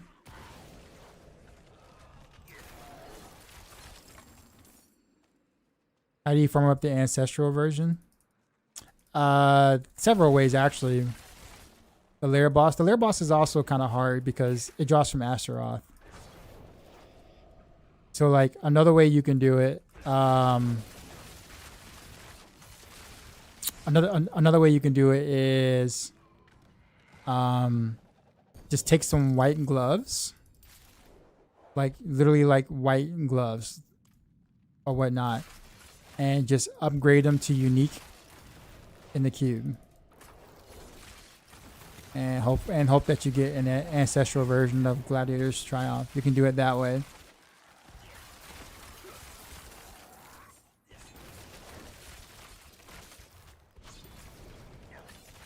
Got here with the ad, okay. You're back, okay. But yeah, so here's what you can do. I do this sometimes. I did this sometimes too myself. So several different ways you can go about it. Did I save any white gloves or whatever? Nah, I use them all. All right, anyways. So this is a good example. Okay. So what you can do is take a white gloves. You can actually make your own white gloves, by the way. You can either gamble for it, or you can just pick them up when they drop, or you can remove affix. So you can just take a blue, remove an affix that you don't care about. Boom, it's white. If you have a mask for it, by the way. So now there's a white item, right? I can now upgrade the white item into a unique, and it will pick from that category of gloves. So if I re-roll this, it'll make a glove. In this case, it was Bands of Icarus Rose. We don't want that, so obviously salvage. But you can do it that way.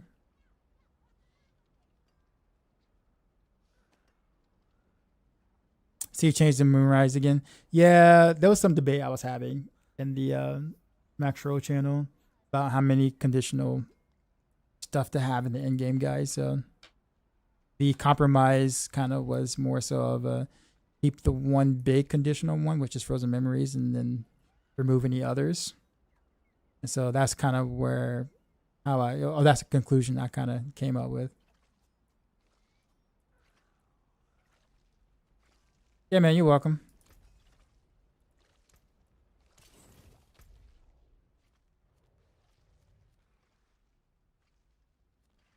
I'm gonna do some escalation sigils or whatever. You know, Infernal Hordes would be really, really freaking good with this, right? Barrage.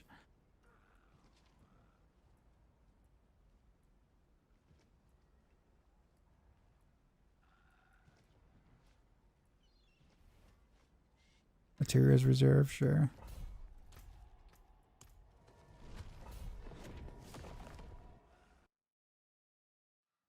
You just got collector's edition this week. It's really small. He was in your guild. Yeah, man, this is the place to meet. Apparently,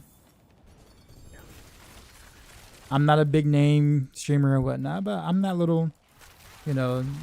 You're traveling late night. You got to stop and get some gas, right? So you pull up in a gas station and you hear some music, and you're like, okay.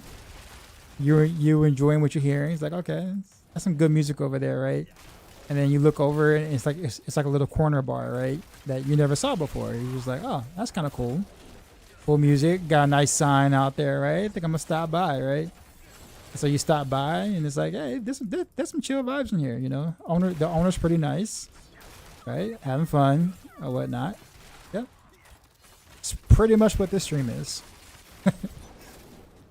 Like you would have never known sometimes unless you just stopped by that gas station that you normally probably wouldn't have, but you did. And it's like, cool, I found a cool new spot and I can hang out with this sometime. Is Starless any good for God build?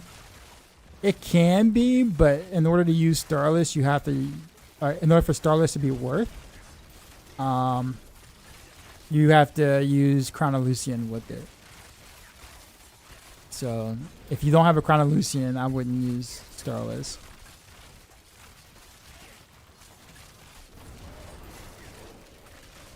I would say in more cases than not, I wouldn't bother with Starless, guys. But I might make like a, ultra super min-max version that does include it. So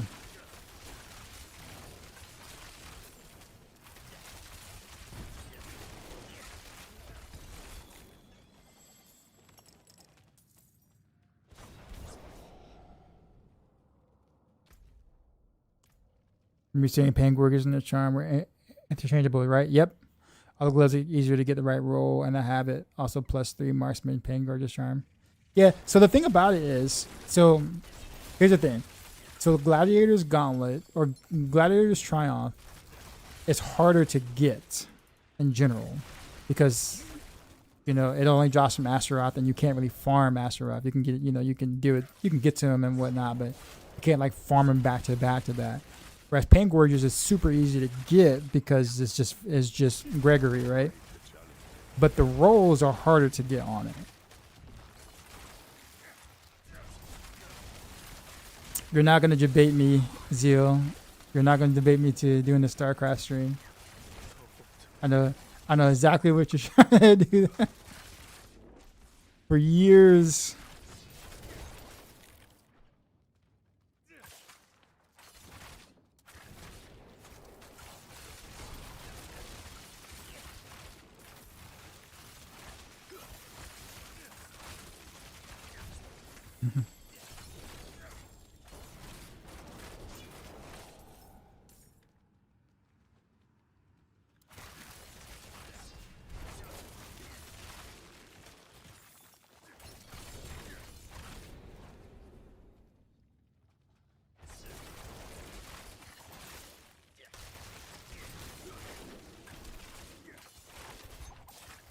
Don't go that way.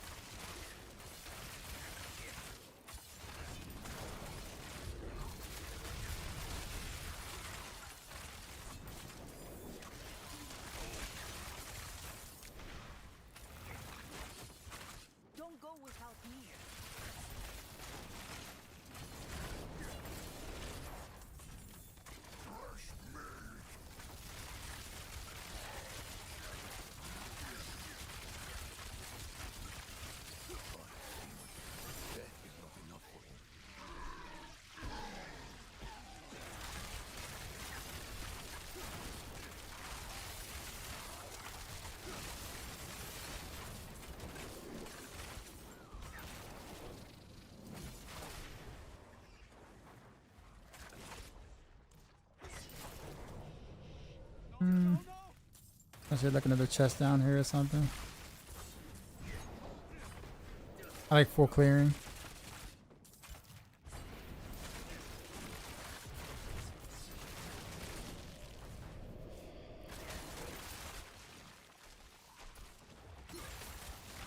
Treasure room key.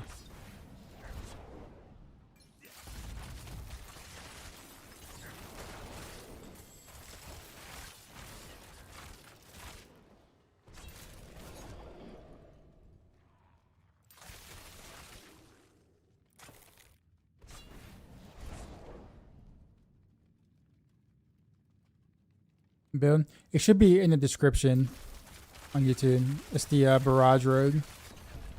Barrage Rogue endgame.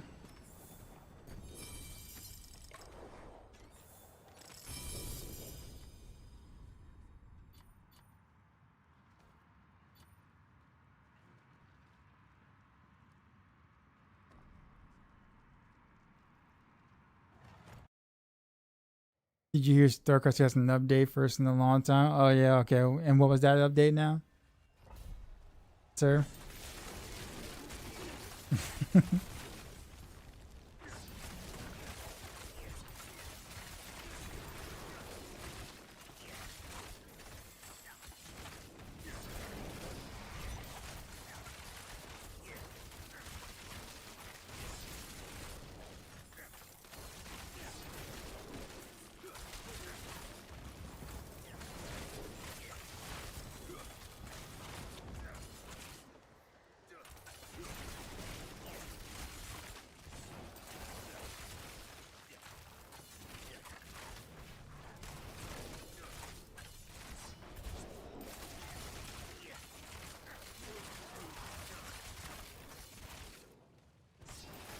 There was Zergling timings cost.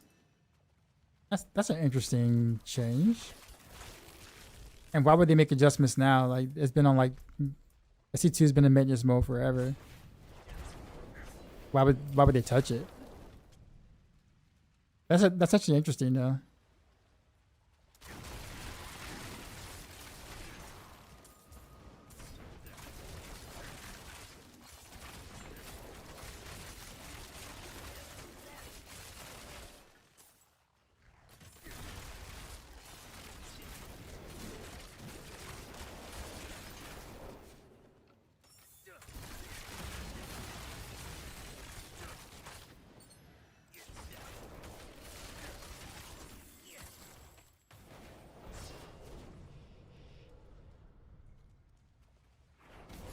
I'm missing the key somewhere.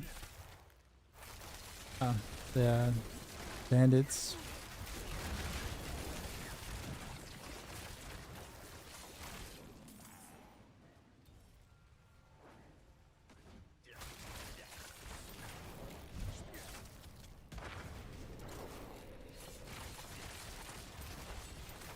I don't think that was the one I needed to do.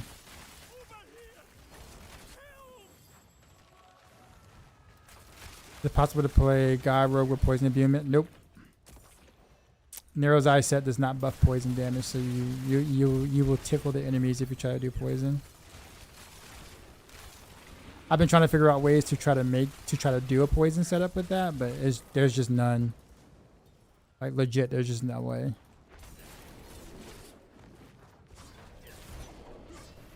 I've had a lot of people ask me, so I was like, I tried.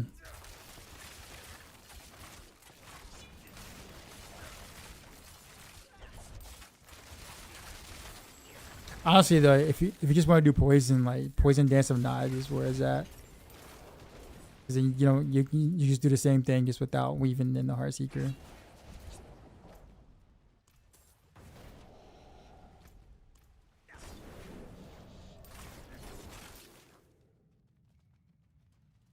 Yeah, man, you're welcome.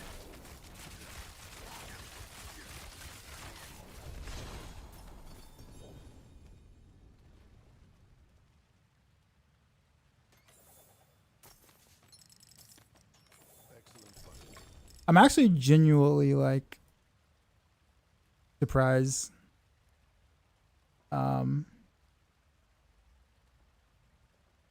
how well Raj is holding up right now.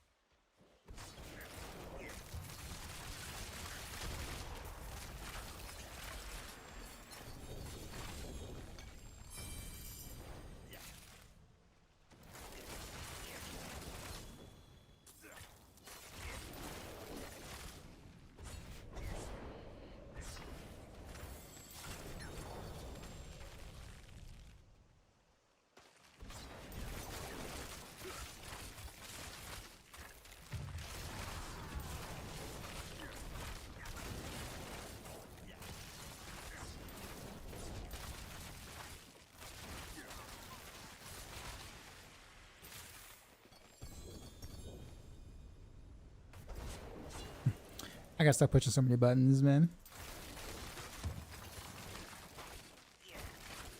Just shoot once and move on.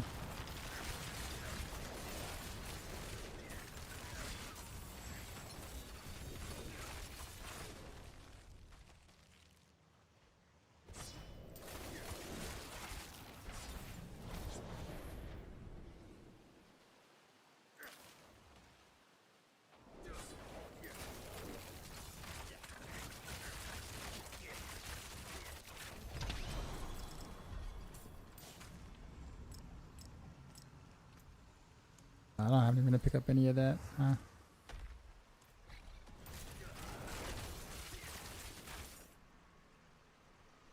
That's alright though.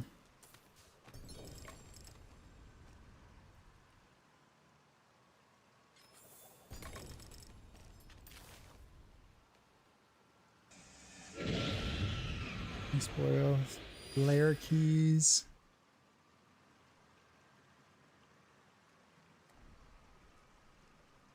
Appreciate the follow. Alright, let's see if he bugs out like this time.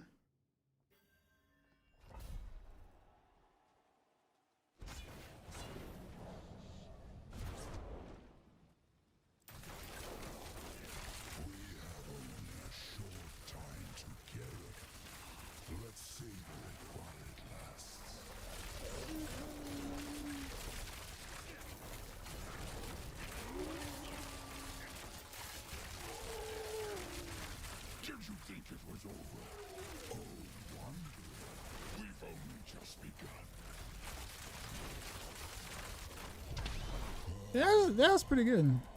Okay.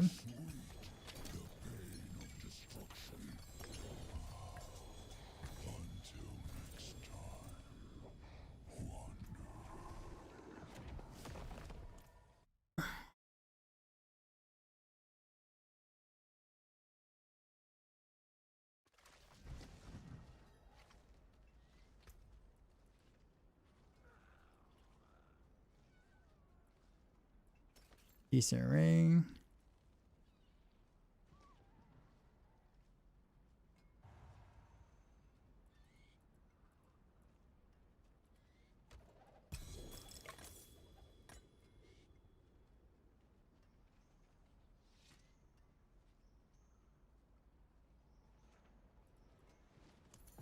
I should do Quay though.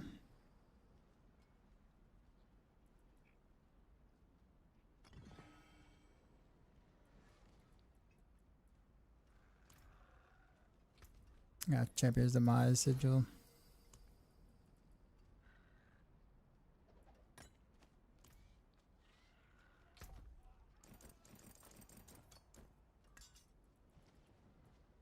No, I think everything else is trash though. I gotta make sure I save this and in my whatchamacallit. But I probably need to update the guide too. We'll do Crown of Lucian and to Boss Will. Probably for the end game version. I might just leave mid game as it is and just do end game as this. And if someone after gets the Starless Skies, maybe it'll make things a lot easier. They can just they can plop it here instead. Be 10% less damage technically, but it'll be a lot easier to sustain your energy.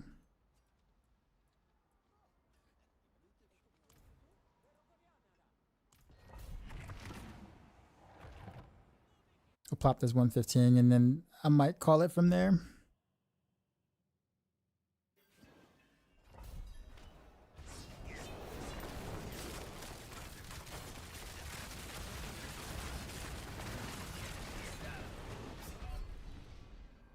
I dash right into the explosion. Right. That was all my fault too. Like I saw it and I still pushed the button.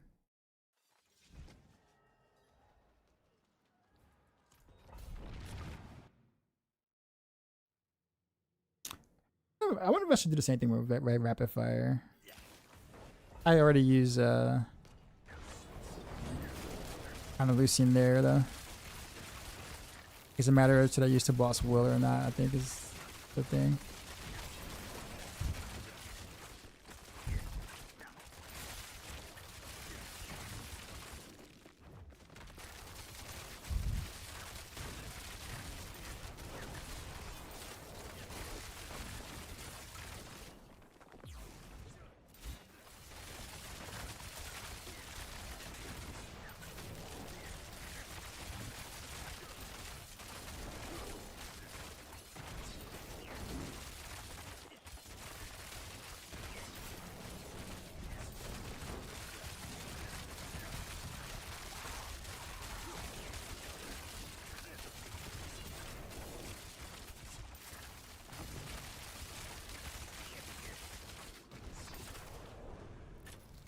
I'm about to get done that on things.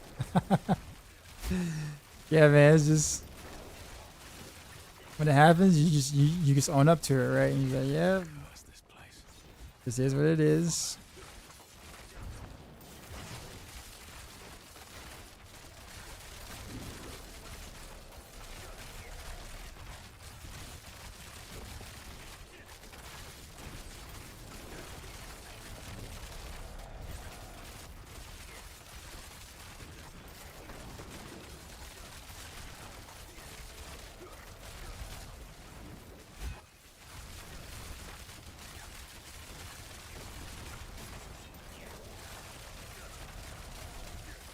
Those guys are annoying. Oh wait.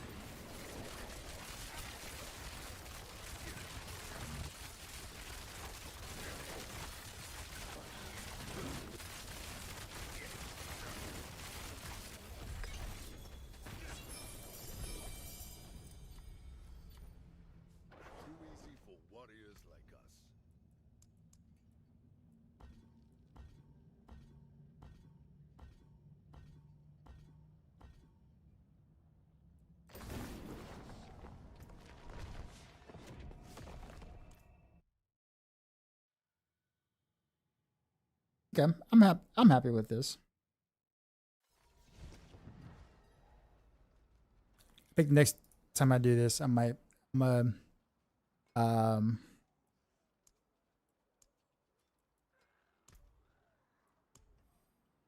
I probably try to do this with sightless set the next time. Just to go back and try again. I know it was bad last season, but there's been some undocumented changes since then on like clone related stuff, so might be worth to do it on sightless with the clone. But I won't do that tonight because I have to reroll all of my sightless charms or whatever because I have no marksman on any of them, so I'm gonna have to spend time doing all of that. And I definitely don't want to do that tonight. Probably do that the next time I'm on, which should either be Sunday night or Monday night. Definitely you'll see me on Tuesday for the patch because of course that's when the patch is set. But in terms of next time you see me, it'll either be a Sunday night or Monday night. Just depending. But yeah, Barrage not bad. I think the thing is that like Barrage and to a lesser extent Rapid Fire, but definitely Barrage. I've got a lot of people that would say that they were kind of struggling in T12 content and also like bossing and whatnot. And like when I played it, it was like about a week ago, and I really wasn't struggling. And then my gear's a bit better now, and I'm like, oh, I'm like straight blasting through T12 with Barrage. It's like, so, not a bad build at all. But let's rate out. Let's see where to go.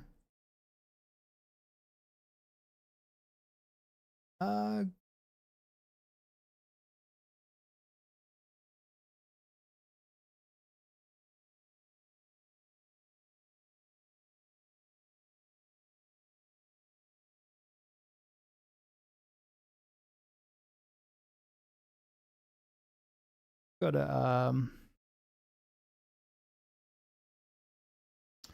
the bittersweet Tris, is that her name? Yeah, we'll hit her up. Like they're celebrating like a birthday thing on the D4 chat, so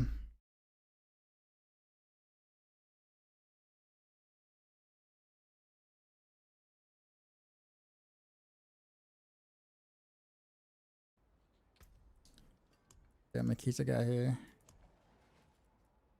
87. Okay, not bad. 87, 62. Still sitting at 10 superior keys. That's okay. I'll get a bunch by doing greater stuffs and the ruptures or whatnot. So we'll be Gucci for that. Have a good night. I know. You too, man. You too, man.